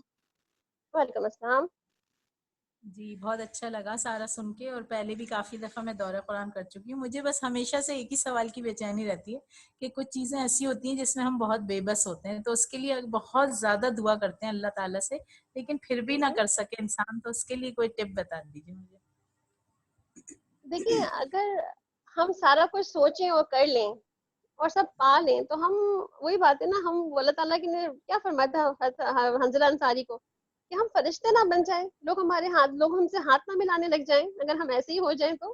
یعنی کہ ہم، ایک لمیٹیشن ہے ہماری بھی، ہم بھی نا سب کچھ چاہنے کے بعد بھی بہت کچھ نہیں کر پاتے. اسی لیے آپ دیکھیں اللہ تعالیٰ کیا فرماتا ہے کہ الیس للانسان الا ما سعی، انسان کی کوشش دیکھی جائے گی، صرف وہ کتنی کوشش سے کیا کر سکتا ہے، بس اس کی کوشش دیکھی جائے گی، جو جتنا بھی وہ کر لے. اسے پوچھا نہیں بالکل. جائے گا تم نے 100% کیا کہ نہیں کیا. جی کچھ چیزیں ایسی ہوتی ہیں ان کی معافی نہیں ہوتی، لیکن اس میں انسان اتنا بے بس ہوتا ہے، بس کوشش کرتا ہے، دعا بھی کرتا ہے، نیت بھی اچھی، پھر بھی انسان بے بس ہے، تو اللہ پہ معاملہ چھوڑنا چاہیے نا. اب آپ نے کوئی معافی کی بات کی تو اس کا مطلب ہے کوئی ایسے کام، کوئی ایسے گناہ جس جو ہم سے ہو رہے ہیں اور ہمیں اس پر لگ رہا ہے کہ اس کی معافی نہیں ملے گی، اور ہماری کچھ عادتیں ایسی پڑ گئی ہیں تو ہمیں اس عادتوں کو نکالنے کے اور طریقے بھی ڈھونڈنے چاہیے. ٹھیک ہے، ایک تو دعا ہوتی ہے نا، اور ایک اپنی کوشش ہوتی ہے. اور بعض اوقات یہ بھی ہوتا ہے کہ بعض اوقات ہمیں کچھ کاموں کے لیے نا کسی اور سے مدد چاہیے ہوتی ہے. جیسے لائف کوچنگ ہوتی ہے نا آج کل، تو بہت سی بری چیزوں کی کو نکالنے کے لیے بھی لائف کوچنگ ہوتی ہے، بہت سی اچھی چیزوں کو ڈالنے کے لیے بھی لائف کوچنگ ہوتی ہے. جیسے بھی ریسنٹلی میں ایک اویئر کیمپین کی اس میں شامل ہوئی ہوں، جس میں ہم پورنوگرافی کے خلاف جو ہے وہ کچھ ایکشنز لے رہے ہیں الحمدللہ. اس کورس میں یہی ہے کہ بہت سے لوگ جو ہے اس قسم کی برائی میں پڑے، وہ خود اپنے آپ کو نکال نہیں پا رہے، تو ہمیں ان کی مدد کرنی ہے ان کو اس سے نکالنے کے لیے. تو بعض اوقات ایسا بھی ہوتا ہے کہ ہم کسی ایسے گناہ میں پڑ جائیں، کسی ایسے خرابی میں پڑ جائیں تو اس کو خود سے نکال نہیں سکتے، تو اس کو نکالنے کے لیے کسی اور کی ہیلپ چاہیے ہوتی ہے. تو ہم ایسے لوگوں سے ہیلپ بھی لے سکتے ہیں، ہے نا. جزاک اللہ. جی الحمدللہ. کوئی اور کسی اور کو؟ جی ہنا قریشی آپ کا سوال ہے. السلام علیکم. وعلیکم السلام ہنا. جی ماشاءاللہ بہت اچھا لگا پڑھ کے، اور سمجھ بھی کافی آ گیا ہے. وہ آپ نے جو ایک پوائنٹ بتایا تھا حسد کی جو 7 اقسام ہیں وہ بتا دیں، ایک دفعہ ریوائز کروا دیں پلیز. اچھا، حسد کے 7 اقسام جو نا 7 وجوہات ہیں بیسکلی. اور جی جی وجوہات کیا کیا ہے اس کی؟ جیسے کہ پہلی ہے بغض اور عداوت، جی دوسری ہے ذاتی فخر، اور جی تیسری دوسروں کو اپنے سے نیچا سمجھنا، چوتھی جی ہے دوسروں کو معمولی سمجھنا، اور پانچویں ہے کہ کسی اپنے ہم منصب سے حسد کرنا. یعنی اپنے جو برابر کے لیول کے عہدے ہوتے ہیں نا ان سے حسد ہو جاتا ہے ہمیں. جی 5 کسی پوائنٹ اپنے دوبارہ بتائیے گا. کہ 2 ہم منصب کے لوگ ہوتے ہیں نا، ایک جیسے ہم سب منصب کے لوگ، اپنے عہدے ایک جیسے عہدے کے لوگ، تو ہمیں ایک دوسرے سے حسد ہو جاتا ہے، تو ہم منصب لوگوں سے حسد کرنا. پھر حکومت کی خواہش میں حسد کرنا کسی سے کہ فلاں کے پاس یہ ہے تو اسے وہ وزارت چھن جائے اور مجھے مل جائے. اور پھر بعض جی اوقات کیا ہوتا ہے کہ ہماری فطرت میں حسد شامل ہوتا ہے، فطرتاً حسد اندر موجود ہوتا ہے ہماری اندر، خلقی جی طور پر. اور تو یہ وجوہات ہیں. بعض اوقات حسد ایسے، مطلب ان وجوہات کی بنا پر بعض اوقات حسد کیا جاتا ہے اور حسد ہو جاتا ہے. ٹھیک ہے جی. جی چلے جی جی جزاک الحمدللہ. ٹائم پورا ہو گیا، 5 منٹس اوور ہو رہے ہیں تو جی جی بالکل جی، ہم انشاءاللہ باقی سوالوں کے آپ جو ہے نا اپنے سوال اپنے گروپ میں شیئر کر لیجیے گا انشاءاللہ. جو بھی جی کل ہم شروع کریں گے تو سوالوں کے جواب بھی دے دیں گے. ہم بس یہاں پر چلیے دعا کر لیتے ہیں اللہ سبحانہ تعالیٰ سے. ربنا آتنا فی الدنیا حسنہ وفی الآخرۃ حسنہ وقنا عذاب النار. ربنا آتنا فی الدنیا حسنہ وفی الآخرۃ حسنہ وقنا عذاب النار. ربنا ظلمنا انفسنا وان لم تغفر لنا وترحمنا لنكونن من الخاسرین. ربنا هب لنا من ازواجنا وذرياتنا قرة اعين واجعلنا للمتقين اماما. اللهم حاسبنا حسابا يسيرا، اللهم حاسبنا حسابا يسيرا، اللهم الهمنا رشدي واعذنا من شر نفسي. يا مقلب القلوب ثبت قلوبنا على دينك، يا مقلب القلوب ثبت قلوبنا على دينك، يا مصرف القلوب صرف قلوبنا على طاعتك. اللهم إنا نسألك الهدى والتقى والعفاف والغنى. اللهم آت نفسنا تقواها وزكها أنت خير من زكاها أنت وليها ومولاها. سبحانک اللہم و بحمدک اشہد ان لا الہ الا انت استغفرک و اتوب الیک. السلام علیکم و رحمۃ اللہ وبرکاتہ.